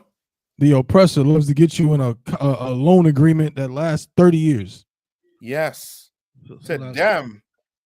Right? So the oppressor. Come on. Yeah, you're right, sir. I mean to cut you off, but even the 360 deal was coined by them. Yes. You just locked in. They own your likeness, and these lengthy deals is just to the point where they drain you like a rag. Like you have nothing left. Like you're not even gonna pay for your image, likeness, or anything. Yes. That's Amalek all over it. Yes. That's why this year is for us. This is how we should treat each other. Come on. And we're going to treat each other just like this. Come on. So like I don't the reason why I said the poor, because I don't know if you remember, I'm about to show my age, but for maybe for a couple of years, you couldn't get a car loan for more than 5 years. Now, for us to be able to afford the cars, now you're able to finance the car up to 84 months. No, I think to keep you in that contract. So it's like, damn. Say again, sir. Why? To keep you oppressed, keep you in the system. Yes. So for a rich man, a long contract, oh, he got you. And you had to think like this also too, right? Let's say I give you a contract, right? For 2 years, right? I might do what? I might work you to death like a slave arc. But after them 2 years, what's going to have to happen? You get what I'm out of the contract, sir. Yes, but if you want to work for me, or if I want you to work for me, what will have to happen? Renegotiating. Now we getting it. So now I'll be like, well, Zan, I needed to, I would like you to stay on and work for me. And you will be like, what? Nah, Cap. What you said, you got to add a little bit more, add something to the joint and take something off, sir. Yes. Now you're renegotiating. So now, guess what? I can't oppress you. I can't. But the oppressor, he does it in a way to do what? To oppress it. And he don't just do it, to individual. It don't just stop as individual. He's oppressing us as a nation. That's why brothers in Trinidad, brothers in Jamaica is being oppressed all over. You don't have to be in America and you're being oppressor. You don't have to. You understand? But when you have laws like this, poor people ain't gonna suffer. Why you think the Queen of Sheba wanted to come and see King David? Solomon, sir. I'm Solomon. Why? Because she heard he had infinite knowledge and wisdom. Yeah, and wealth. For herself and wealth beyond the measure. Yes. She had to see for herself. And how he was going about his what? What Esau would call today his what? Like politics. You understand? Foreign policies. Yes. They came to see how he was dealing with these people on them. Because remember, she thought a servant was Solomon. You can imagine that arc? That's because we was following what? Who's doing this? 30. And now the oppressor knows what he has to do. Now, name me a black bank. Are there black banks out there? Sir, it's like a few of a handful. I think Killer Mike and his conglomerates have one. But they're so small and infinite, you don't even know about them. Yeah, that's what I'm trying. You understand? Like they know to destroy us, they had to destroy the whole what? That economics, that whole system we had with the way we treat each other. So now you have a contract. Your contract is what? Just take the car for example.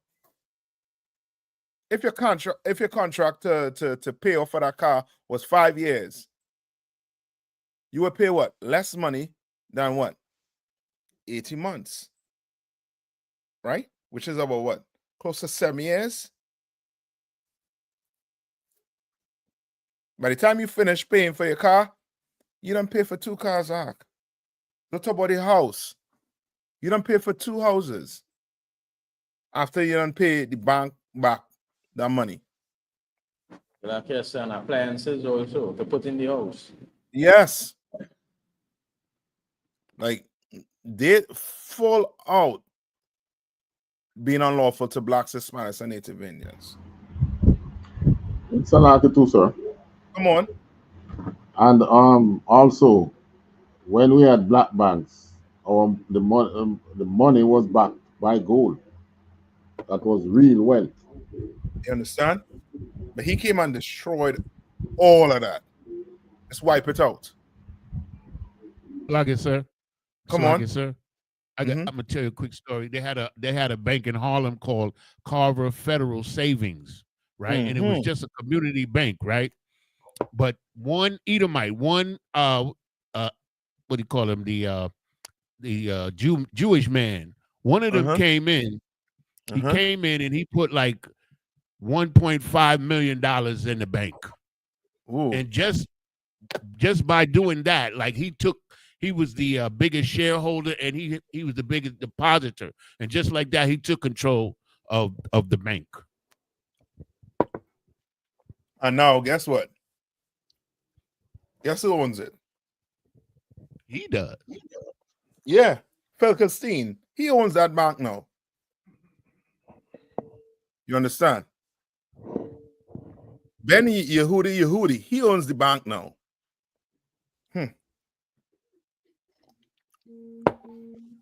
Skip down to 23.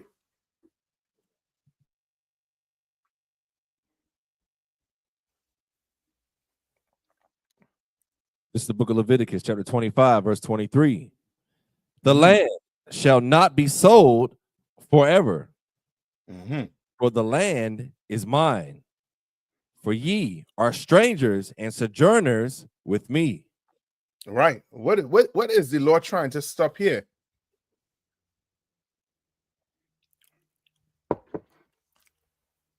If you're in Jamaica and Trinidad, this is something we know. This is things that happen to us.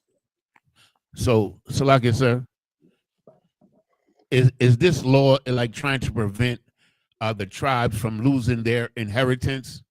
Come on, yeah, that is it. Trying to stop somebody from what? Coming from the outside and what? Buying up all your land. What happened down there in the Caribbean? All them Europeans leave from where they're at and come on what? Start buying up all the posh land, all the nice land around the beaches. You understand? The closest you can get to that beach is some sand in your toes, but you're going to have a waiter in your hand. You ain't going to bathe. You ain't going to dirty up that water. So like it, sir. Come on.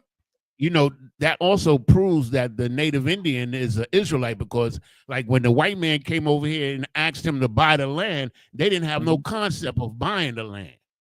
Yeah. We don't sell land. Like that's, you know what I'm saying? Because that's okay. I wouldn't say we don't sell land. We do sell land, right? But it's not with the intention of doing what?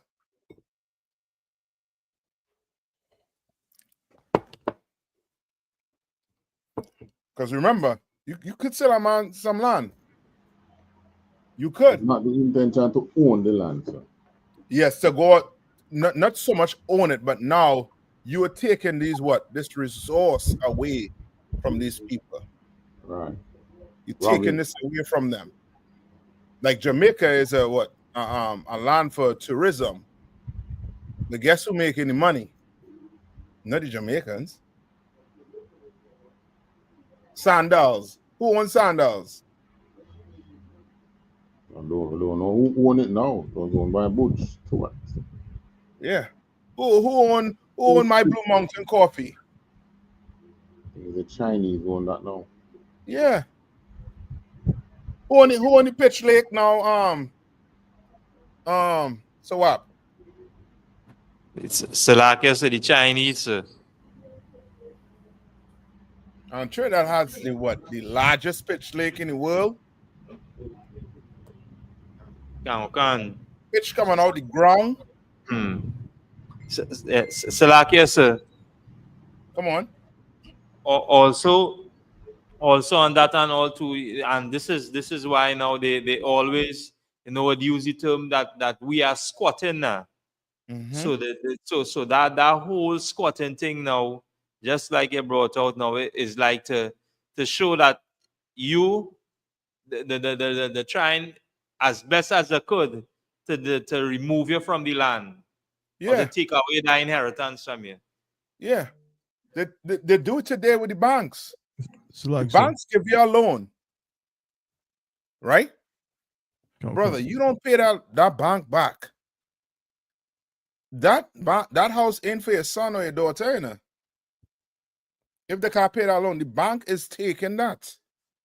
Can't they have a lien on it? Yeah. It's like, sir. Come on. If I could, you said Trinidad has the largest. What was that again? Pitch lake. What is if you don't mind me asking, sir, what is a pitch lake? It's you know, you see the asphalt that you see on the road? Come on. That is pitch. Oh. You understand? Got you. Okay, come on, sir. Damn. Hey, Salaki, sir. Come on. We used to learn in school about the Trinidad pitch lake, you know. And yes, and it was taught to us that it was the #1 natural. I think they say it's the only. Well, they say it was way up there, #1. Yeah. Natural pitch coming out the ground. They could just take it out the ground and go and put it on the road. Yes. They could make roads straight directly with it. We learned that from we were in primary school. You see? Only to learn when we turn adult that the blacks in Trinidad don't want that. Nope. Chinese own that now. Come on, Yes, like you said, and you know, if brothers want, it have little documentary on it as well now, where even our brother and all, you know, break down the whole concept at the pitch lake now. Wait for the uses, the whole everything on it. Our Put it in brother the chat. Cancer. Yeah, put it in the chat for them, man. They'll take a look at it. You know what I mean? And you know what I mean, you're gonna understand it ain't just local to America, it ain't just local to the Caribbean. This here is wherever black people is, we being oppressed ridiculously. And these heathens, they're gonna pay for it. They're gonna pay for it. Right? Read on.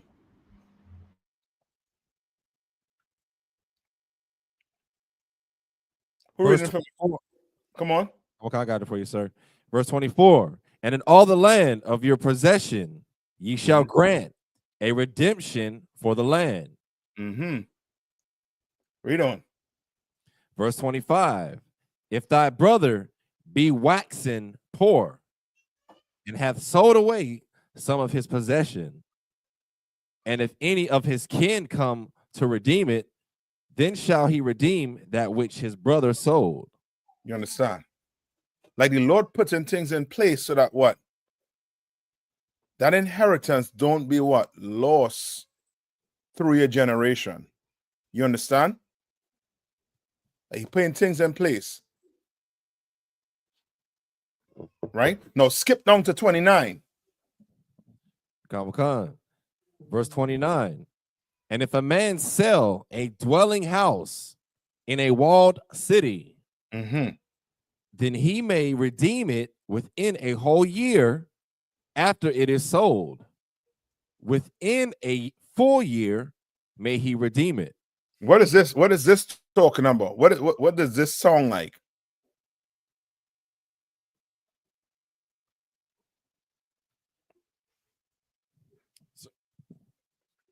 So like, sir, like it's some type of contractual agreement, but it said dwelling house. Yeah.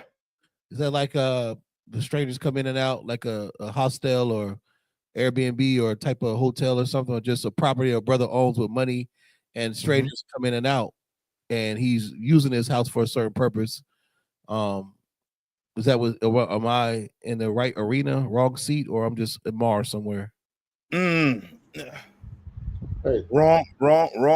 Wrong seat. Okay. Read it one more time. Just now, about that one. Read one more time, Daraj. Kawakan. And if a man sell a dwelling house So in now a he does what? He does what, Darash? He does what to his house? sells a He dwelling. sells the house. All right. So you know some brothers might come upon some hard time and they might want to, make some money. Right?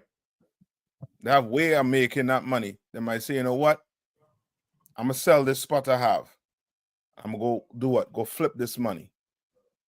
Got it. So is Right? that saying, Come on.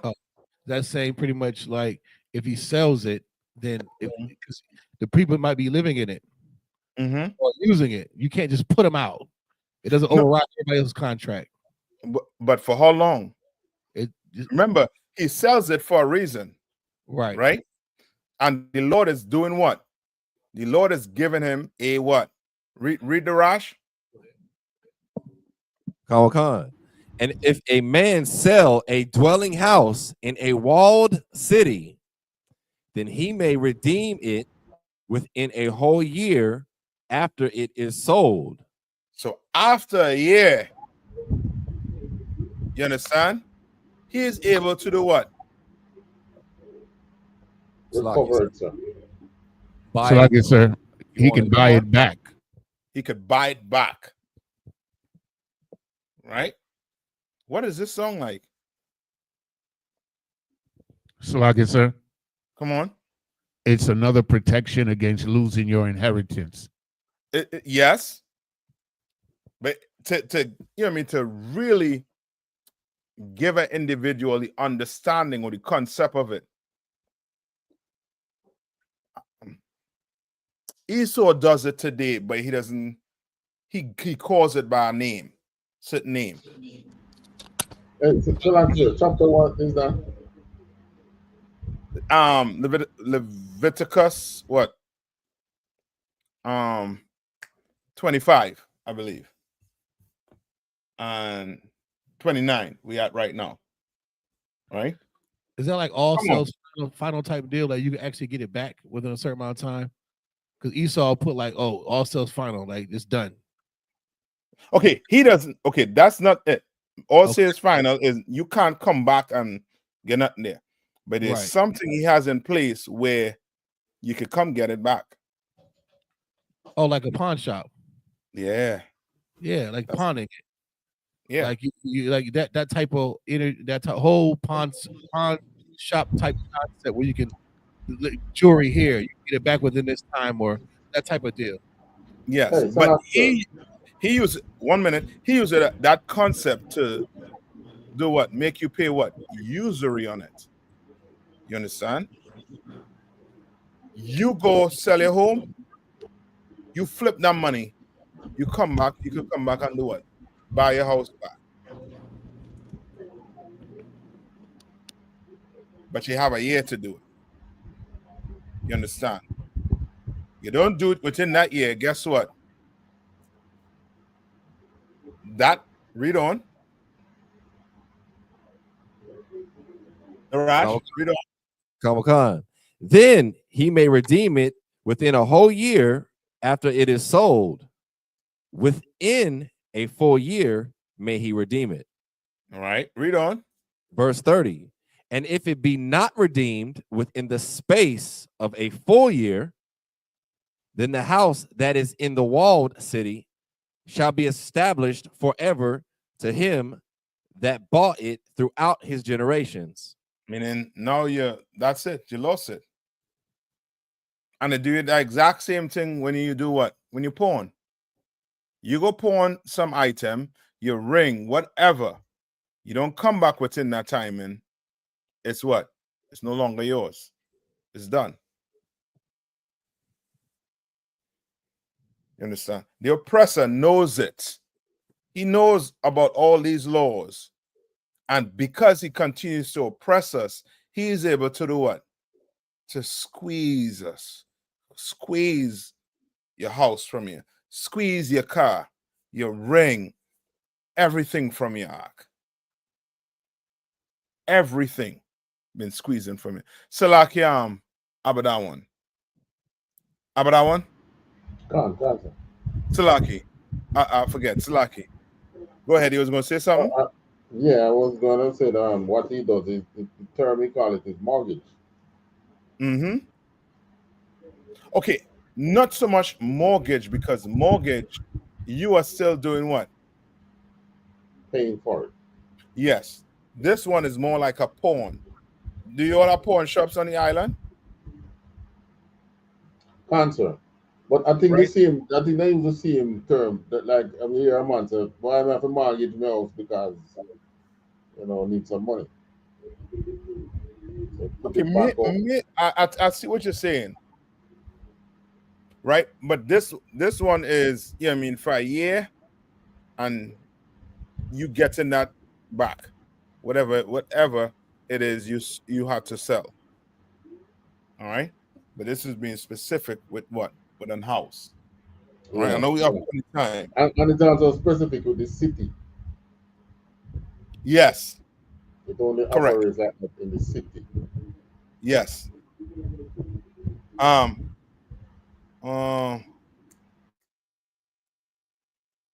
Give me, I think it's Ezekiel 27. 27, I think 27. Go to Ezekiel 27 and 27. The Rash, read that for me. Let me hear it. Comic-Con. Let me get there real quick.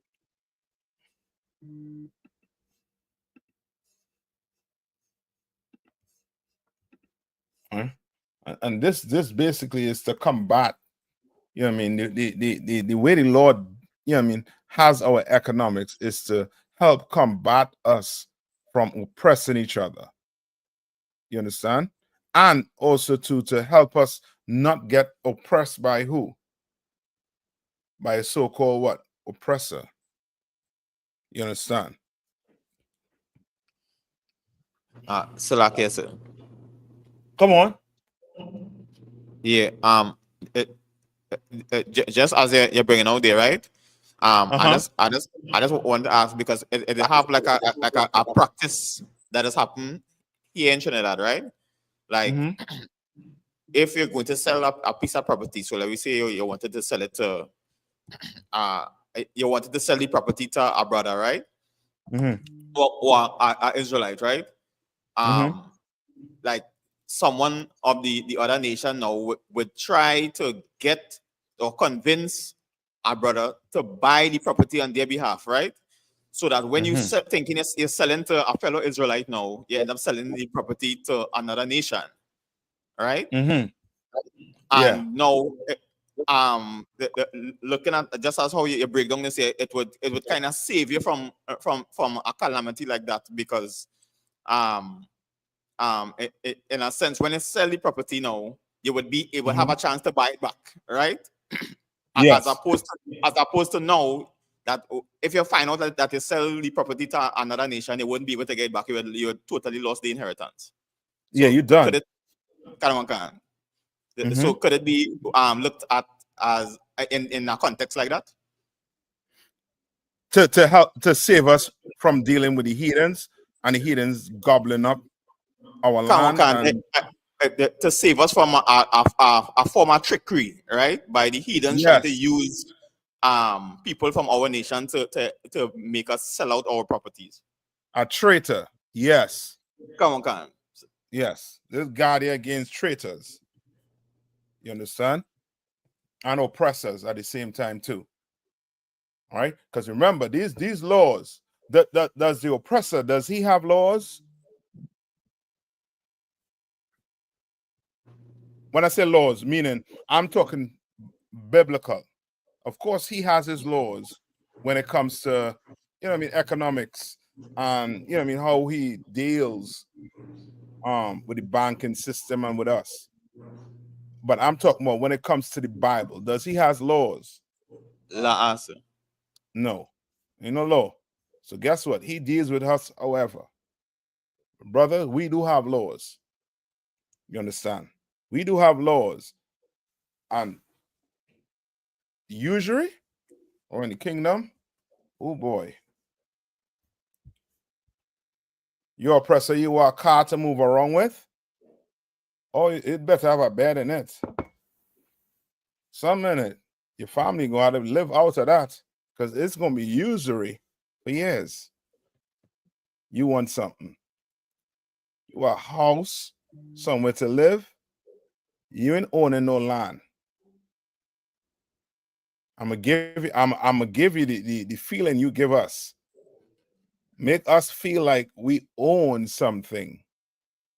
You hear black people with them nice big house and they're paying the bank off the thing that they own something. They own it. That belongs to the oppressor.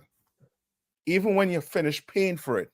If he wants to run a train track or dig underneath it for oil or gold, it's his. You got to find somewhere else to live.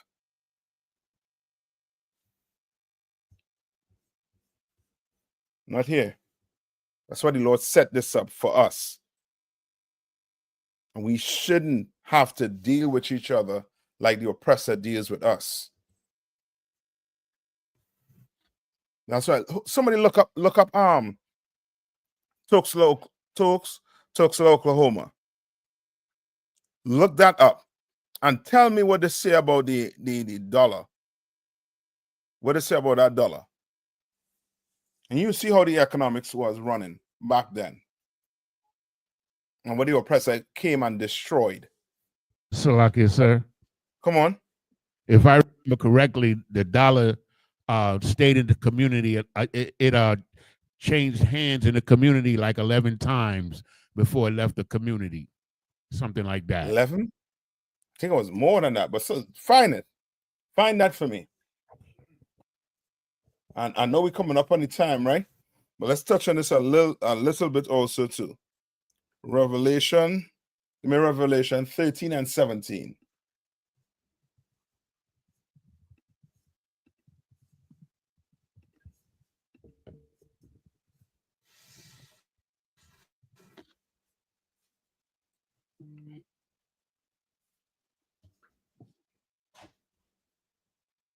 Right? Start at not 13. Start at 9. Revelation 13 and 9. Try to get through a little bit of this. Come on. It says Oklahoma Eagle. This says the power of Greenwood circular dollar. It says by some estimates, the dollar circulated anywhere from 19 to 100 times in the North Tulsa for more than a year before it was messed up. You understand what that is, Zach? It's crazy. 19 to 100 times. I mean, we had black businesses on top of black businesses. And just imagine if that money is circulating.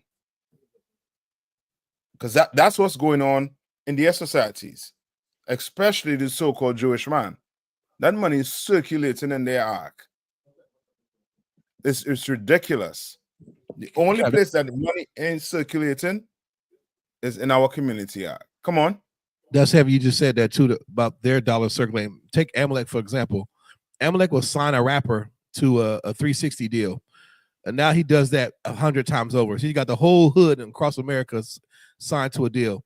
Then you have to have an attorney. Now they have a Jewish lawyer. So now that Jewish lawyer is getting all the money.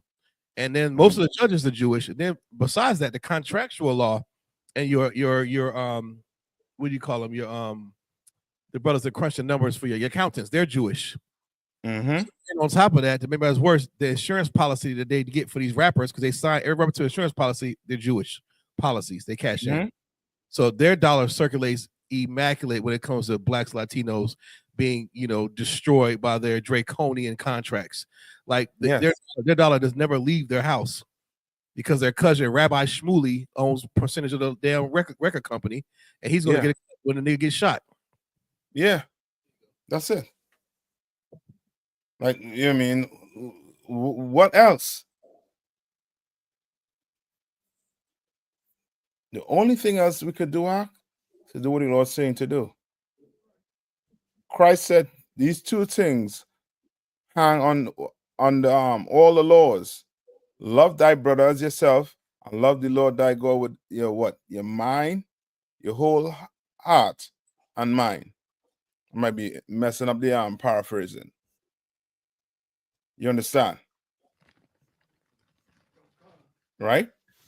Now read this to me. Start at Revelation and say what?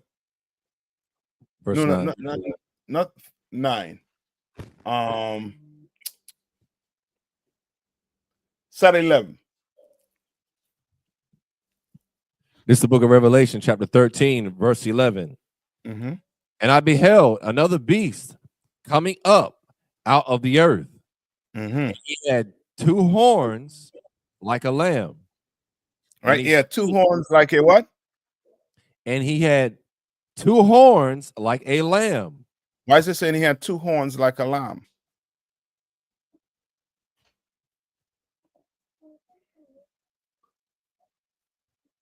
Why? You ever try to talk to us? Because he's it's very new. He's new. Maybe. But okay. Why a lamb though? Lamb is innocent, Sir Salakia. Yes. This man, how many of your parents, your aunts, your uncle, when you go tell them the oppressor, the devil, the Bible speaks of? What they tell you? What do they tell you? Salakia, sir, them say, yeah, preach 8. Yeah. That one cancer. They're good white people. Not all white people are bad. They're good. You understand? You start running on the rap sheet for them. What do some black people like to tell you? You've been out on the streets. What do they like to tell you? Black people do the same things and worse. We kill our own people. Yeah, that's it. That's it. Right? You're hearing me? Khan. I don't know what happened there.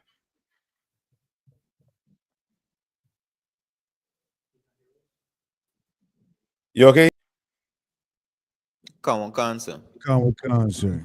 Man. Hold on. I think your camera is off, sir. Yeah. I'm trying to put it back. Pitch.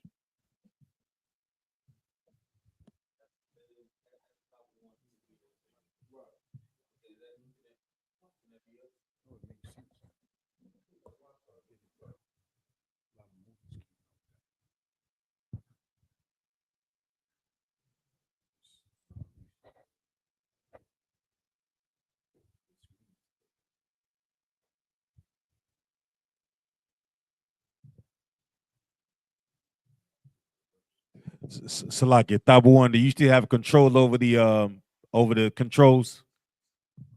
Officer Mahayar. Hey, ask whoever that is that's in the chat that's trolling, go ahead and get rid of them, please, Bob Kashar. Yeah, let's go ahead and get rid of the idiots. Water. I don't think it, if you're looking at, if it says Abada one is not a troll, you know, sir. Say again? I think that long list that you're seeing, it's me, but I don't know why it's coming out like that. Yeah, No, lie. He not talking about you. I just deleted it the way he talking about. Yeah, that's what I'm talking about. Oh, relax, sir. Everybody, so hold tight. Everybody hold tight. Get back in. I don't know why it out like that. Whenever I type, it comes out like that, sir. Hey, Shalom here. Salam. Yeah. Salam. We can hear you, sir. Yeah. I think we up on the time, right? I can't get the camera back up. All right. So who I'm gonna pass the class over to? We'll do this next class. Con. All right. And solid. You're soft like sponge. So I'm gonna lay you out. Salakia, Cap, at this time, should we go ahead and yes, please. Yes, sir. The water. Mm-hmm.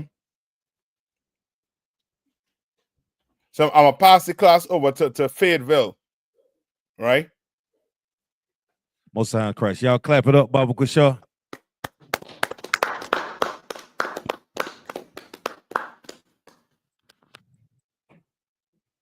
At this time, man, we've been fortunate. Kawal, Bunker, y'all. Daraj, turn the camera around, please. You might have to just hold it and pan it, Baba Kushaw.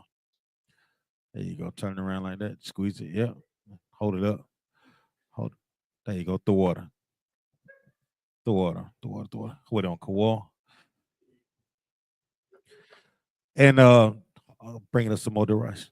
Man, just pick it up. Just pick it up. Pick the whole camera up. Yep, just pick it up like we account. The water. There you go. Most High in Christ.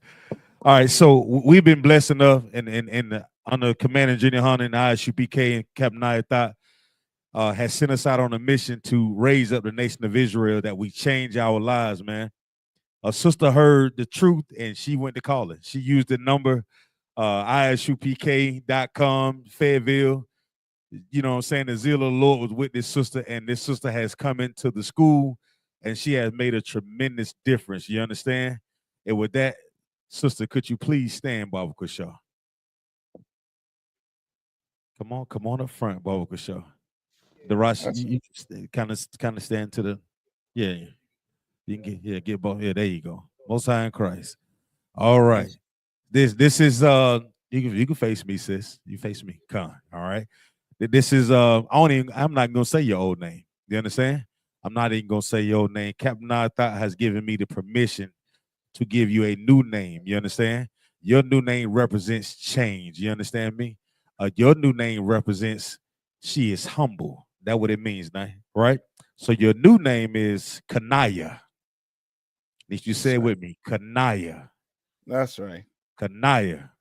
All right. So what we're gonna do is we're gonna say these prayers, right? And I'm gonna point at you. I want you to say your name. All right, and we're gonna repeat it. And then after that, we're gonna get it on. But I have to say this before we get started. Now, this is your opportunity to walk out. You see those doors right there? Turn around. Look at those doors. You see those doors? Now's your opportunity to run. Now's your opportunity to get out of here. You understand? If you want to step on white Jesus, step on it. But now, if you take this oil, sis, you are saying that you surrender to be a prisoner of the Lord. You understand? And that's what we all are now. I.S.U.P.K. We are prisoners of the Lord. You understand that? And if you accept this challenge, you're gonna become that thing that you always wondered about. That first conversation you and I had. Okay. Here's this oil on. Do you accept? Salaki, you told her name mean? Come on. Your name Kanaya means she is humbled. That's right. The job right? says She is humble. Y'all get a sister a hand. Yes. So with that, you want to take this oil, sis? Hold on, Salaki.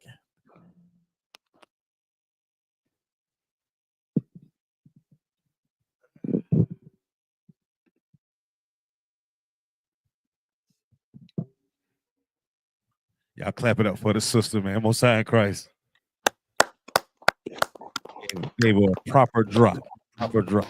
All right, so if y'all, you could repeat after me. We're going to say the anointing prayers under Commander Junior Hunter, Captain Nayathaq. Yabaraka Yahweh, Washamaraka, Yahal Yahweh, Panyua, Al Yaka, Wayakanka, Ashar Yahweh, Panyua, Al Yaka, Wayashamlaka, Shalom, Yahweh, Bahashim, Yahweh Shai, Barak, Rapah, Magun, Hagun.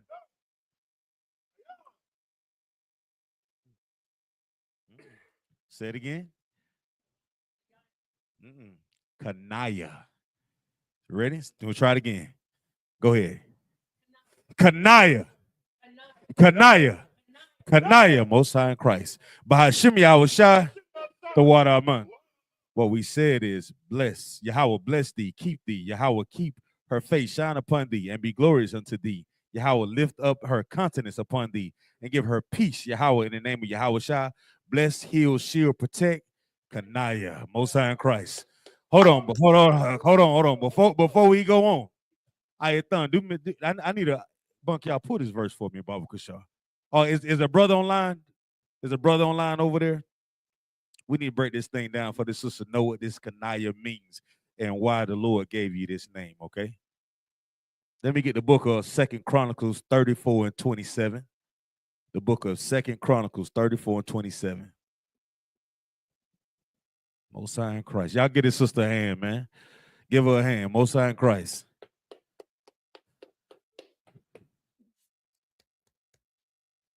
Second Chronicles 34 and 27.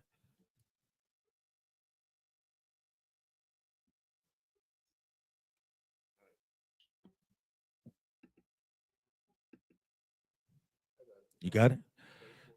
Come. Go ahead. Book of 2 Chronicles chapter 34 and verse 27. Because thine heart was tender, and thou didst humble thyself before the Most High thy power, when thou heardest his words against this place and against the inhabitants thereof, and humbled thyself before me, and didst rend thy clothes and weep before me, I have even heard thee also, saith the Most High power. Right. Read that again from the top so we can break that thing all the way down. So this is about you. You understand? Kanaya, right? Read for me, Kawal. Because thine heart was tender. Because your heart was what? Tender. Go ahead. And thou didst humble thyself before the Most High. You did what? Humble thyself. For every brother and sister who walks on those doors who wants to know the truth, you have to humble yourself. You can't come in here and think about all the accolades that you achieved in the world. And you and I spoke about it, and you say, you know what, I consider myself pretty successful as an officer, Zion, but I need a place where I can go and feel like I'm home. You understand? And guess what that place said? For you to feel that and come into this school, you have to get rid of all of that. You have to do what? Humble yourself. You understand? Come on, Kawal. Khan. When thou heard, go ahead. When thou heardest his words. And you did what? When thou heardest his words against this place. Once you heard the truth about this place that we call America and the wickedness that goes on in this society, guess what you did? Come on. And against the inhabitants thereof. The inhabitants of what? Thereof. This place. Go ahead. And humblest thyself before me. And you humbled yourself before the Lord when you came into the I.S.U.P.K. Go ahead. And didst rent thy clothes. Uh-huh. And weep before me. Right. You took off all those things that you thought was precious in the earth. You understand? And you said, Lord, I want to know the truth. You spoke to Captain Nayathaq. You Captain Nayathaq. I want my name, Captain Nayathaq. I'm so sick of this goddamn place. Huh? Ain't that what she said, Kawal? She said, I am sick of this. Go ahead. I even heard thee also, saith the Most High, thy power. The Most High heard you. That's how you got your name. Kanaya. You understand? She is humble. Y'all get a sister a hand. Most High in Christ.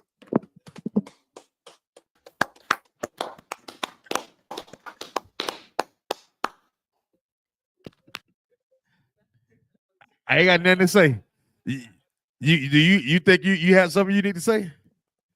Call me a SHALAM. Call me a SHALAM. Call me a SHALAM. Call me a SHALAM. Most High in Christ. Y'all give Captain Nayathaq a hand, man. The water, Captain Nayathaq, for allowing me to do this, sir. Thank you. The water. Most High in Christ. You all got it. Darash, go ahead and release us for class. Go ahead and give us an announcement.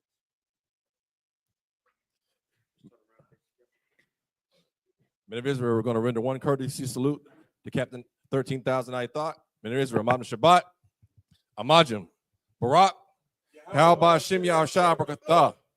How about Shem Yahshai Brakatham? Yadamatah, Sar, turn and face the sisters. Sisters Amajim. Men of Israel, we're going to render one courtesy salute to the sisters. Madam Shabbat, Amajim, Barak, How Shema. All right. Yadamatah. Ishabi means to be seated. I.S.U.P.K. security announcements. We're the I.S.U.P.K. Started out of 1 West 125th Street, Harlem, New York. Rule for new brother and sister. When a new brother or sister comes into the school, they are off limits for 6 months. They are to be saluted only. They are here to shed themselves of the world. If they need transportation, the teacher will arrange it. After 6 months, if a brother or sister has an interest in a particular person, he or she must get permission from the head to speak to a brother or sister. There's another 6 months in which the brother and sister will court each other. After this 6-month period, the brother and sister will get permission from the head to marry. Tithes, which is a commandment. Numbers chapter 18, verse 21. Malachi chapter 3, verses 8 through 10. Means tenth in the Hebrew, ma'ashra. 10% of every penny of any increase the Lord gives you, give to the treasury department or teacher. Priest fund. Free will offering for priests, not mandatory, whatsoever amount you would like. Upcoming holy convocations. We have the Feast of Purim, which is the 14th and 15th day of the 12th month. That'll be March 13th and March 14th of 2025. You can read that in the book of Esther, chapter 9, verses 20 through 31. We also have the Lord's 56th Passover, which will be held in Atlanta, Georgia. That'll be April 12th, 2025 this year, which is the 14th day of the first month. We also have, following that, the Feast of Unleavened Bread, which is the 15th day of the first month for 7 days, which will be April the 13th through the April the 13th through the April 20th. If anyone wants to be a trooper in the school, start wearing all black boots, shirt, pants, headband, and scarf. And with that, class dismissed.